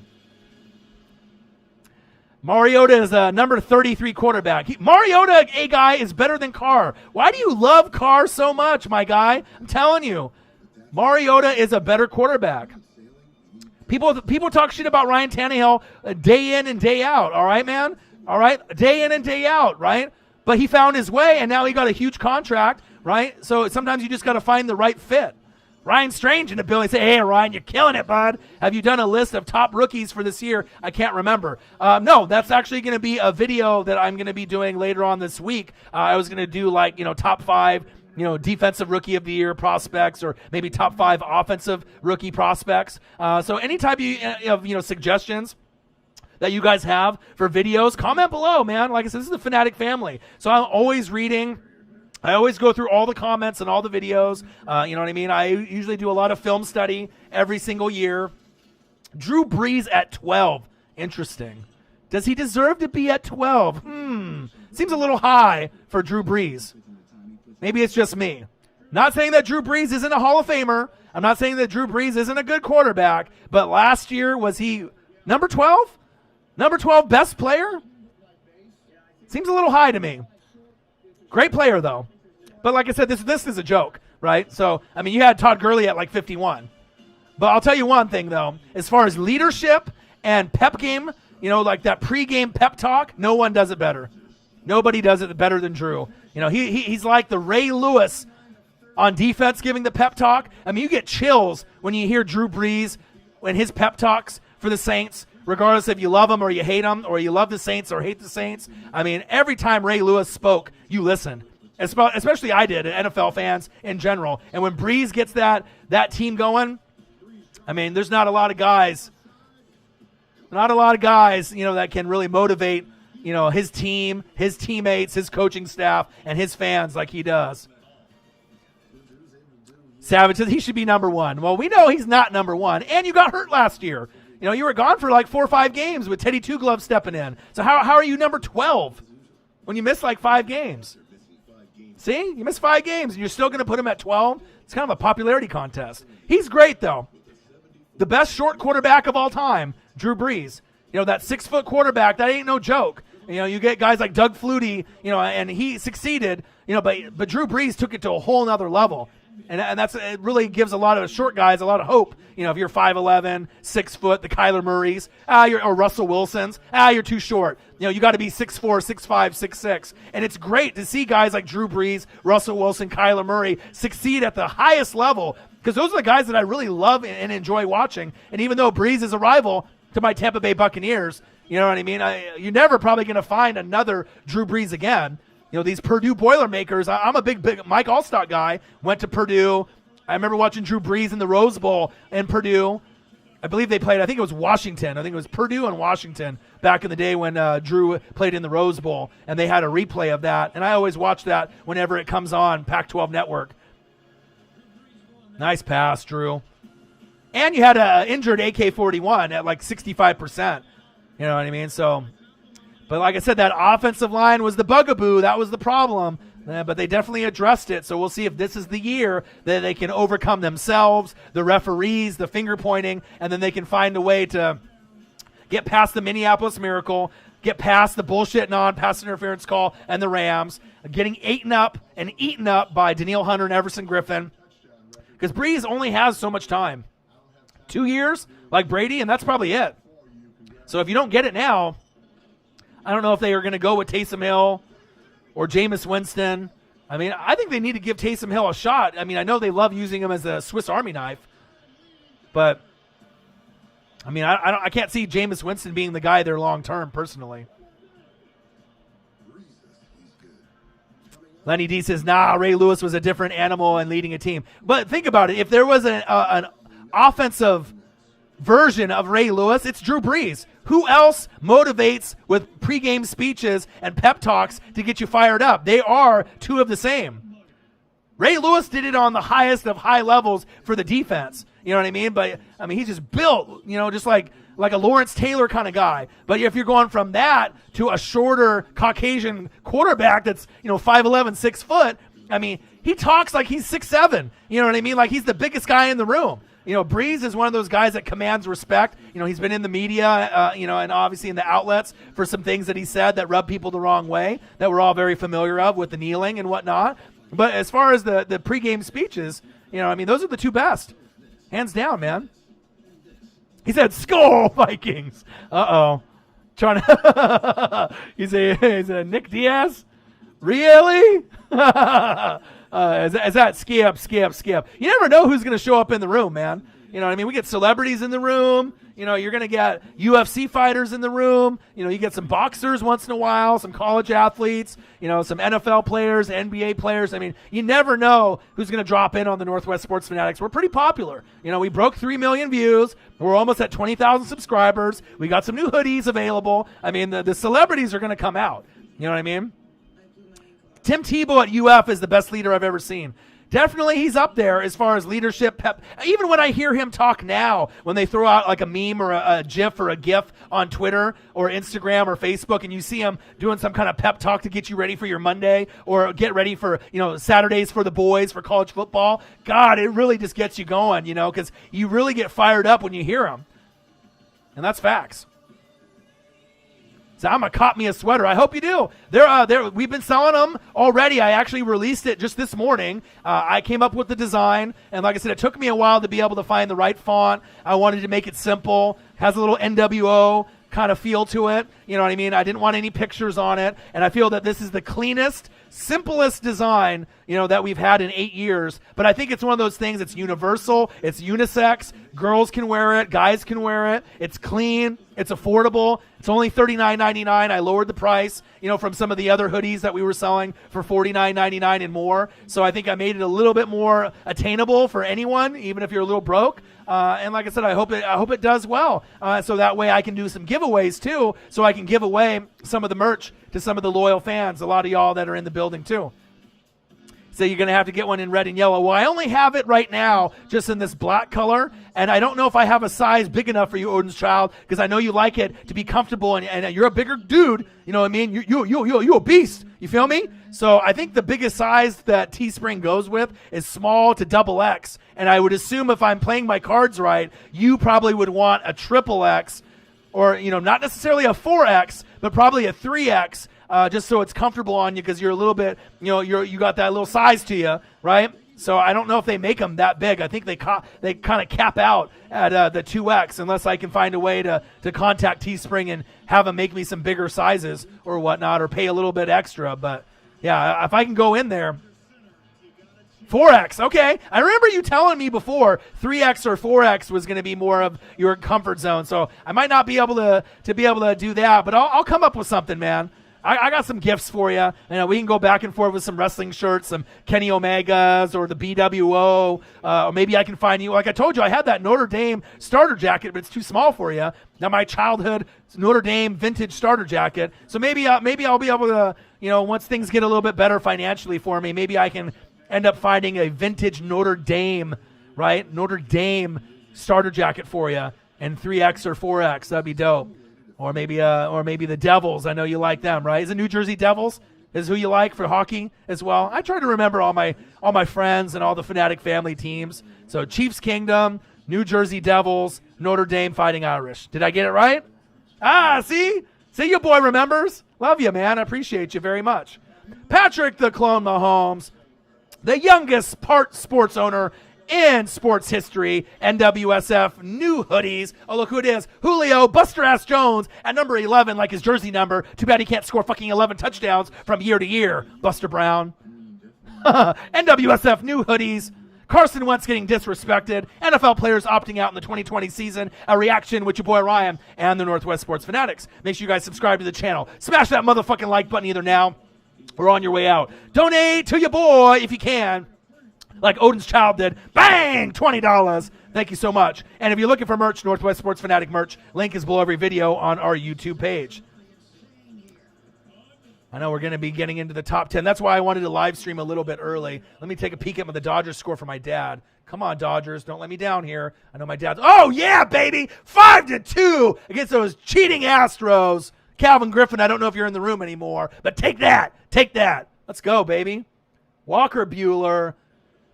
Let's go, baby. 5-2 Dodgers. I got it recorded. Let's go. Oh, top 10 is tomorrow. Shit. Oh, yeah, that's right. They're going to. So this is the last one because it ends. It's almost. I forgot what time it was. Now this is the last one, and then the top 10 is tomorrow. I'll hop online and do the NFL live stream for the. Maybe I'll do a live stream for the top 10. As long as I don't have anything come up. Like I said, I've been grinding really hard. I've been working my full-time job, putting in about 8, 9, 10 hours a day. And I'm just trying to, put out some, material for all y'all, just to keep you happy, to be able to vibe with the fans, as we get closer and closer, to hopefully having an NFL season, some kind of college football season. Hockey started up. NBA's in the bubble in Orlando. We got some baseball. So it is as it is.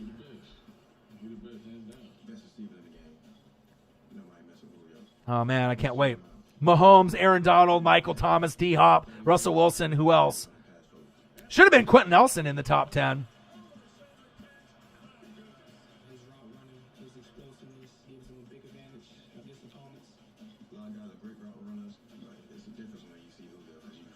Yeah, that's a good question. Who else is going to be in the top 10? I would normally have Quentin Nelson in the top 10. Aaron Rodgers? Aaron Rodgers in the top 10. CMC in the top 10. Saquon was already on today's show, right? So Patrick Mahomes, Aaron Donald, Michael Thomas, D-Hop, Russell Wilson, Aaron Rodgers, Run CMC. I mean, we're getting most of them. Stephon Gilmore. Gilmore didn't already picked up in the shows yet, so Gilmore's got to be in there as well. So you got to look at like the best players at their positions. Best quarterback, Mahomes. Best D tackle, Aaron Donald. Best wide receiver, Michael Thomas and D-Hop 1 and 2. Second best quarterback, Russell Wilson. Third best quarterback, Aaron Rodgers. Best running back, Run CMC. What about Nick Chubb? Nick Chubb has got to be in it. Did he already get listed today? Because Nick Chubb should be in the top 10. Derrick Henry. Aaron Rodgers was already ranked. What about Derrick Henry and Nick Chubb? There we go. See, I'm trying to come up with the names in my head as I think of the greats as we're doing it together. Yeah, Wagner at 13 is crazy. He should be top 10, especially if you're the best middle linebacker in football. It was always him and Luke Kuechly. Chubb was in the 30s? Oh, that's disrespectful. Because I was going back and forth with the Dodgers and the Astros. So, like I said, number 2 running back to me was Nick Chubb. But, yeah, Aaron Rodgers, 16. Wow. Well, NFL Total Access with my girl, Colleen Wolfe. The second sexiest lady in football. Hello. What a sexy sports personality. First you got Kay Adams, who's number 1, hands down, right? But Colleen Wolfe, fly Eagles fly. By far, those are the 2 best. Yeah, you got ladies like Erin Andrews, that is sideline reporting and whatnot. But I'll take a Kay Adams and a Colleen Wolfe all day long. And I'm a big fan of NFL Network. Obviously with those 2 shows, NFL Total Access and Good Morning Football. I know Jane Slater stepped in, and then they had another lady step in Good Morning Football. But it's just not the same. Jane Slater's kind of hot, and she covers the Dallas Cowboys, but she doesn't really have the sports voice for me. You got to have a nice voice. You got to be able to know the sports, know what you're talking about. And obviously Kay Adams by far is the best. And I love me some Colleen Wolfe. Phillip Rivers. Yeah, but I'll definitely end up doing a show. Scrolling below. Okay, here we go. Good looking out. I need to get a higher TV stand because I got this big-ass iMac that's like the size of a fucking TV. It's like a 30-inch TV in front of me. So I got my TV, my HD TV in front of me, and that's probably a little under 50. I think it's like 43 to 50. But then like with the screen, it's so fucking big the way that I have it tilted, I can't see fucking everything unless I kind of push the screen down. George Kittle. There we go. Yeah. Joy Taylor. Yeah. Yeah. I agree. She's nice and she's super smart. What a crazy family, the Taylor family, right? One an NFL player and then your sister's in the media. Crazy. Good gene pool with them with the Taylors. That's facts. Kittle will definitely be. Well, Kittle had a top 10 season, and that's why, some people have him higher than Travis Kelce. But I still like Kelce better. But like I said, George Kittle's time is going to come. Whether it be this year, moving forward as being the number 1 tight end, Kelce will still be number 2. Even if Kelce starts to slip a little bit due to age, right? He still has Mahomes, and he's a fucking workhorse. He's still going to be better than Zach Ertz. He's still going to be better than Darren Waller and Jared Cook and Mark Andrews and Ebron and Evan Ingram and all those other tight ends. You know what I mean? So it's like even if he starts to slip, he's still going to be number 2. That's how great he is. He's not going to get surpassed to me. You know what I mean? He'll probably walk out the door being number 1 or number 2. So we got Mahomes, Aaron Donald, CMC, Michael Thomas, D-Hop, Russell Wilson, Stephon Gilmore, Kittle, Derrick Henry, Carson Wentz. He said, please, shit. I know, wouldn't that be sweet if there was like the rumor? But we know that he didn't have a top 10 type of season. Even though his season was great, all his players got injured, right? And he ended up still getting 4,000 yards, and no wide receiver got more than like 500, right? And he still played great. But Lamar Jackson? Yeah, there it is. Lamar. Yeah, especially being the MVP last season. That's it right there. Mahomes, Donald, CMC, MT, D-Hop, Russell Wilson, Gilmore, Kittle, Derrick Henry, and Lamar. Yeah, Chubb, that's crazy. At the very lowest as being number 2 running back last season, Chubb should be, to me, like top 15. Somewhere between like 11 and 15. I mean, he's a beast. And like I said, I mean, if it wasn't, for so much, targets with Run CMC, I mean, you could argue that Chubb is the best running back in the game. I mean, Run CMC is one of those guys. He's going to get more targets. He's going to get the, 1,000. He's going to be able to do that. But number 2 right now over Derrick Henry, absolutely. Nick Chubb to me, and I mean, this is based off the film that I watched. Henry got really hot towards the end of the season, but I got Run CMC 1. I got Chubb 2. And then probably Zeke 3, and then Saquon 4, and Derrick Henry and Aaron Jones tied for 5th. I mean, there's no disrespect to Derrick Henry. I love him. But there's some games that Derrick Henry, he doesn't get over 80 yards. There's some games, if you go back last year and look at the stats, where he had like 40 yards, 60 yards. If you're one of the best backs in the NFL, that's unexcusable. You know what I mean? And out of the backfield, he's not that great compared to some of the other guys like AK-41, Run CMC. There's other guys that can catch screen passes to me and do a little bit more. You feel me? But yeah, that, to me personally, I like a few running backs over Derrick Henry. I like Zeke better than Henry.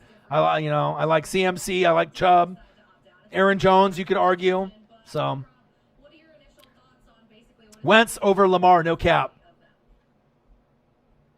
Oh, Mahomes should be number 1. And if he's not, and they do, because then they do, Mahomes should have been number 1 last year, and they did Aaron Donald number 1 last year. So now they got to flip-flop it. I mean, especially with those 3 comebacks in the playoffs, right, with Mahomes, there's no excuse for Mahomes not to be number 1, right?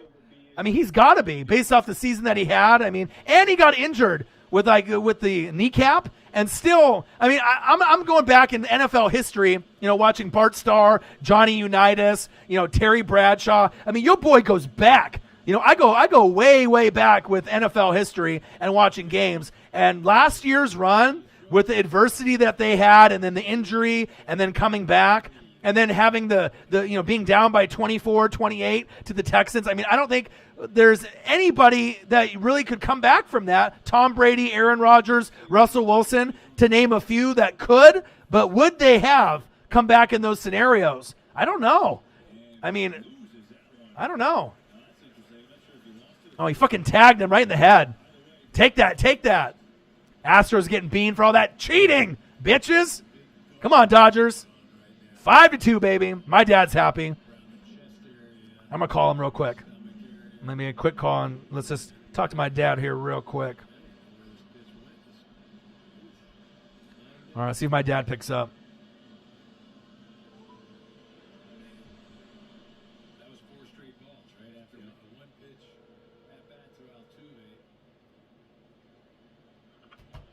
Hello, are you watching this game?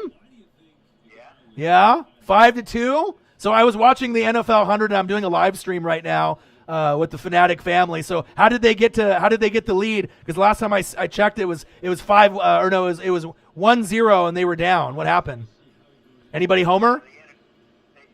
No, they just got a whole bunch of singles in the 5th inning, and they got 5 points in the 5th inning, and then a couple runs even got walked into that loaded bases, and they just kept hitting a single, and that's how they got it. Okay, so they got a bunch of singles.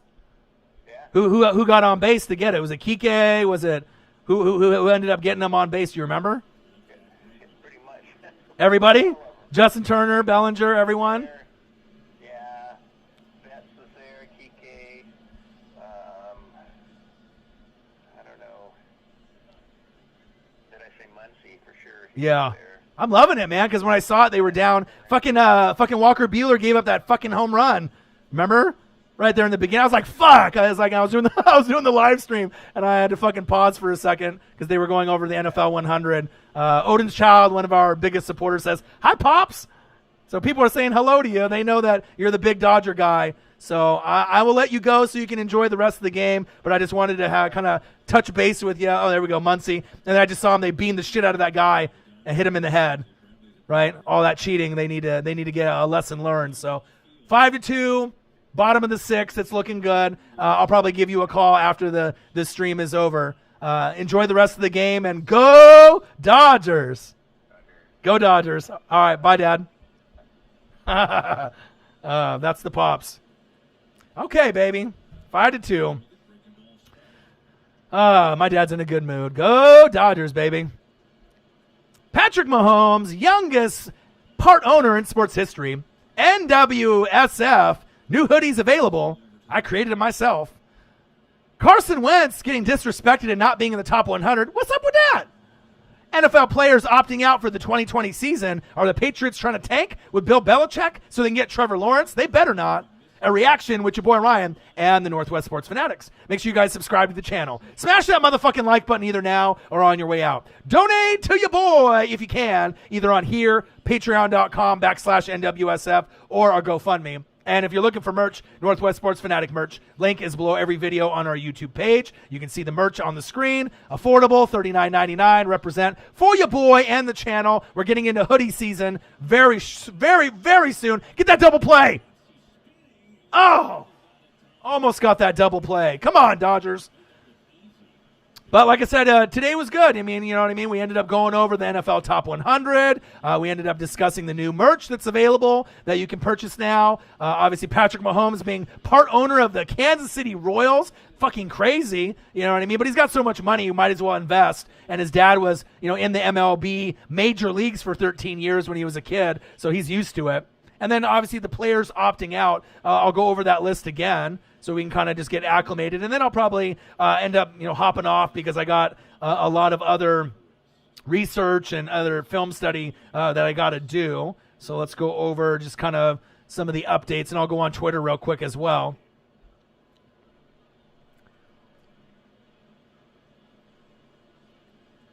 Let's see here. Aaron Donald wasn't dominant as he usually... Ramsey, LA. It was a little bit of an off year, you know what I mean, for the Rams. But obviously, no Todd Gurley. The offensive line wasn't the same, from the year before. There was a lot of reasons why, Cooper Kupp got injured. You know what I mean? There was a lot of reasons why. It's not like Aaron Donald's going to get 19 and a half or 20 sacks year to year. You're heading out, Odin's Child. All right, man. So here we go real quickly. Baltimore Ravens, voluntary opt-outs. DeAnthony Thomas, Andre Smith, Buffalo Bills star Lutualele, D-tackle. Maurice Kennedy and Stephen Guidry for the Cowboys, corner and wide receiver. Devin Funchess, wide receiver from the Packers. Allen the Lizard Lazard will step up for him. Houston Texans, D-tackle. Eddie Vanderdoes. Kansas City Chiefs, Laurent Duvernay Tardif is obviously helping battle COVID. Salute to him. The Patriots, Dante Hightower. Brandon Bolden, Najee Turan, Dan Vitale, Marcus Cannon, Patrick Chung. Holy shit, it's crazy. Chance Warmack for the Seahawks, Anthony McKinney for the Titans, Michael Pierce for the Vikings, Caleb Brantley for the Washington football team, Panthers, Jordan Mack, Eddie Goldman for D-tackle for the Bears, Kyle Pecco for the Broncos, Jason Vanderland and Cole Wick for the Saints, Marquise Goodwin for the Eagles. And I got the NFL Top 100 we finished watching, obviously on the live stream here. Now I'm watching the Dodgers beat the brakes off the Astros 5-2. Walker Buehler obviously got homered on early on, but now we got Kelly in the game. So hopefully me and my dad can end up getting this dub. Need the Dodgers to be above 500 and go 3-2. And I'm really looking forward to a Dodgers-Yankees World Series, or at least a chance for that World Series to happen. Juan Gotti in the building. Man, the Nats are pissing me the fuck off. We're about to get swept by the Blue Jays. Bo Bichette, baby. Dante Bichette's fucking son. That guy's a horse. He's a monster. Ashton White, list, top 10. Patrick Mahomes, CMC, Lamar Jackson, D-Hop, Derrick Henry, Aaron Donald, Wentz. Wentz isn't on the list, Ashton. We already went up on the list. Up above was Schrick. If you look at the names, we already got all the names already up there. So if you look at the names that we went through, so Mahomes, Aaron Donald, Run CMC, Michael Thomas, D-Hop, Russell Wilson, Stephon Gilmore, George Kittle, Derrick Henry, Lamar Jackson. So that's the list. No Carson Wentz. I mean, if Carson Wentz was 3 a couple years ago, then he went 97, right? And then he had a better year last year. He's not on the list. They definitely just took him off. They put Josh Allen, Kyler Murray, Dak, Jimmy Garoppolo. I don't mind Josh Allen and Kyler Murray, but Dak, right, and Jimmy Garoppolo, I mean, you're doing Dak based off Dak being Dak in Dallas, and Jimmy G just took the team to the Super Bowl. But yeah, Wentz is not on the top 100. He deserves to be in the top 100. That's facts, but, it is what it is. Odin's Chow, $20, my boy. Appreciate you very, very much. Slapping down that nice donation for us. Was he 96 or 97, Lenny D? I watched a program early this morning, and I believe he was, not to correct y'all, because we know we love stats and we all do that, but I'm pretty sure he was 97. He was number 3 the year before that, and then 97, and then nothing. But hell, if you 96, 97, same thing. Fucking underrated like a motherfucker, right? You know what I'm saying? The hate is real. Was it 96? Oh, maybe the other sports outlet, they lied to me then, because I could have swore they told me 97. So I guess you can't trust NFL Network or ESPN or any of those. That's on social media. But whether it's 96 or 97, my guy, definitely deserved to be much, much higher. And I just can't believe he's not on the fucking top 100.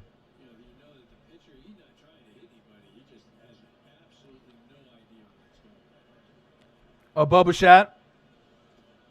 Yeah, you need Soto bad, and with the COVID coronavirus. What's going on with that one, Gotti? He's still in quarantine? Because obviously he's a big part of the team, and obviously I knew when Howie Kendrick left and went to the Angels, we didn't really know how much of an impact that was going to have. I mean, you guys just came out of nowhere after the All-Star break and brought it together. No Bryce, fuck it, we don't need him, right? And then, to be able to have that run, but it shows you how important Soto is. I mean, I saw with, the progression of, the pitching staff. Strauss really stepped up, and we already know Mad Max is the shit. He can get you 10 Ks with his eyes blindfolded, but they definitely need everything.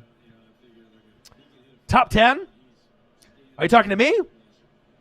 Patrick Mahomes, the youngest sports part owner in sports history, the Kansas City Royals. NWSF new hoodies available for purchase. NFL players opting out of the 2020 season, and Carson Wentz not even being in the top 100. The disrespect is real. A reaction with your boy Ryan and the Northwest Sports Fanatics. Make sure you guys subscribe to the channel. Smash that fucking like button either now or on your way out. Donate to your boy if you can, either on here, patreon.com/NWSF, or our GoFundMe. And if you're looking for merch, Northwest Sports Fanatic merch, link is below every video on our YouTube page.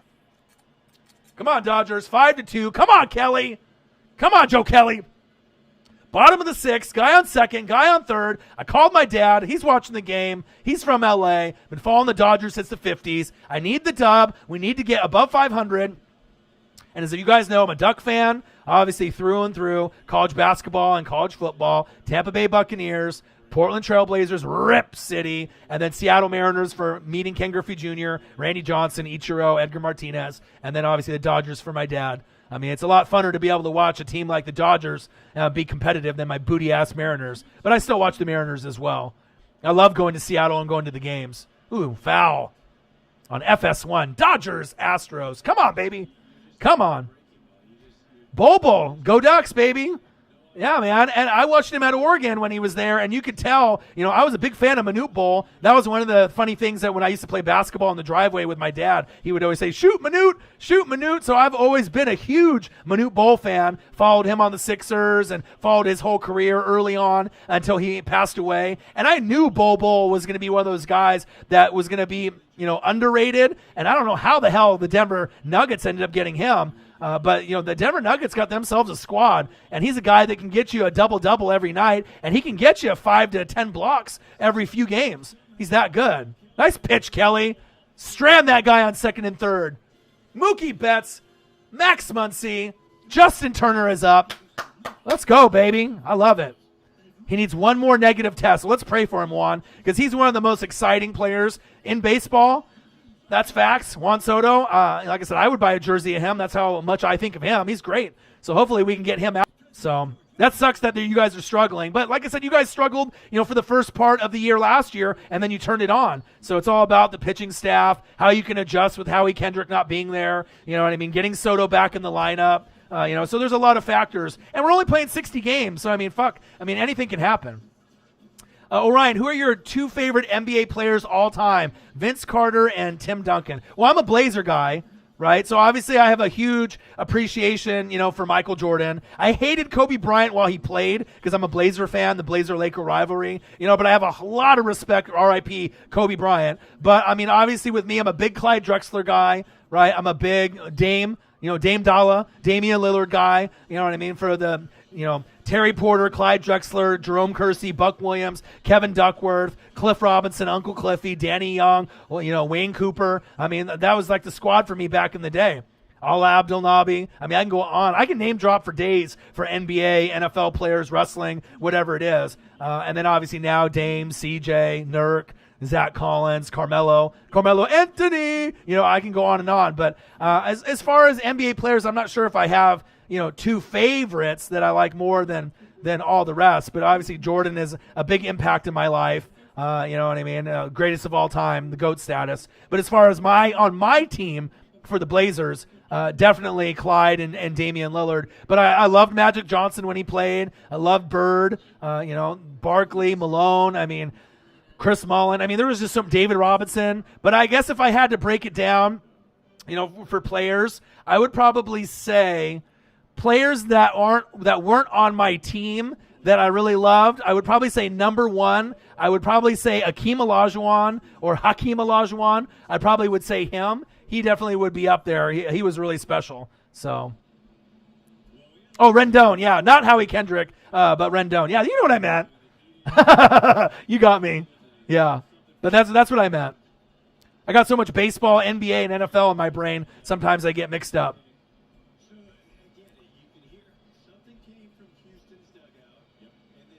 All right, come on, Dodgers. A little scuffle. They're talking shit now. Yeah, hopefully, like I said, he moved away, so hopefully, as we get into football season, bench is clear. Astros, Dodgers. A lot of shit talking. Woo! Jock Peterson. Okay, I see you guys. Dill Pickle in the building. What to do, my guy? Hopefully you're doing well.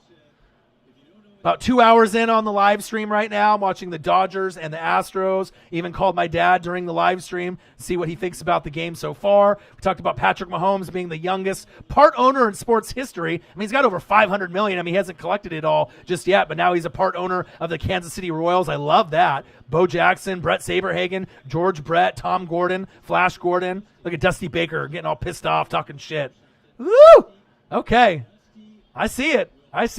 NWSF new hoodies that I made that are new available for purchase. $39.99 represent the Northwest Sports Fanatics wherever part of the country you are from. And then we talked about NFL players opting out, about 6 or 7 New England Patriots opting out. Carson Wentz not being in the top 100 and the NFL top 100 on NFL Network, which is just a disgrace and a joke. Watching a little baseball. We're doing everything today. All I'm missing is a little bit of maybe Monday Night Raw or maybe some AEW Dynamite on Wednesday, tomorrow. But, yeah, I'm definitely trying to get everything in. He's going to own the team once he fully retires, I bet. It wouldn't surprise me. Why not? And he's already got part stake now when he's early. So, he can just buy out the rest of the shares at that point and maybe turn the Royals into a contender like they were, a few years back when they had that 2-year run in the World Series when they lost one and won one. So, very exciting at this time of year. Top of the 7th, 5-2 Dodgers. Let's go, baby. But I hope everyone is having, a great Tuesday. We're getting pretty close to the midweek, but it's been about 2 hours. So your boy has been putting in a lot of work and a lot of time. So I'll probably end up, ending the stream a little bit sooner than later, probably here in the next few minutes, just so that way I can get back to doing some more film study that I have for the MLB, the NBA, NFL.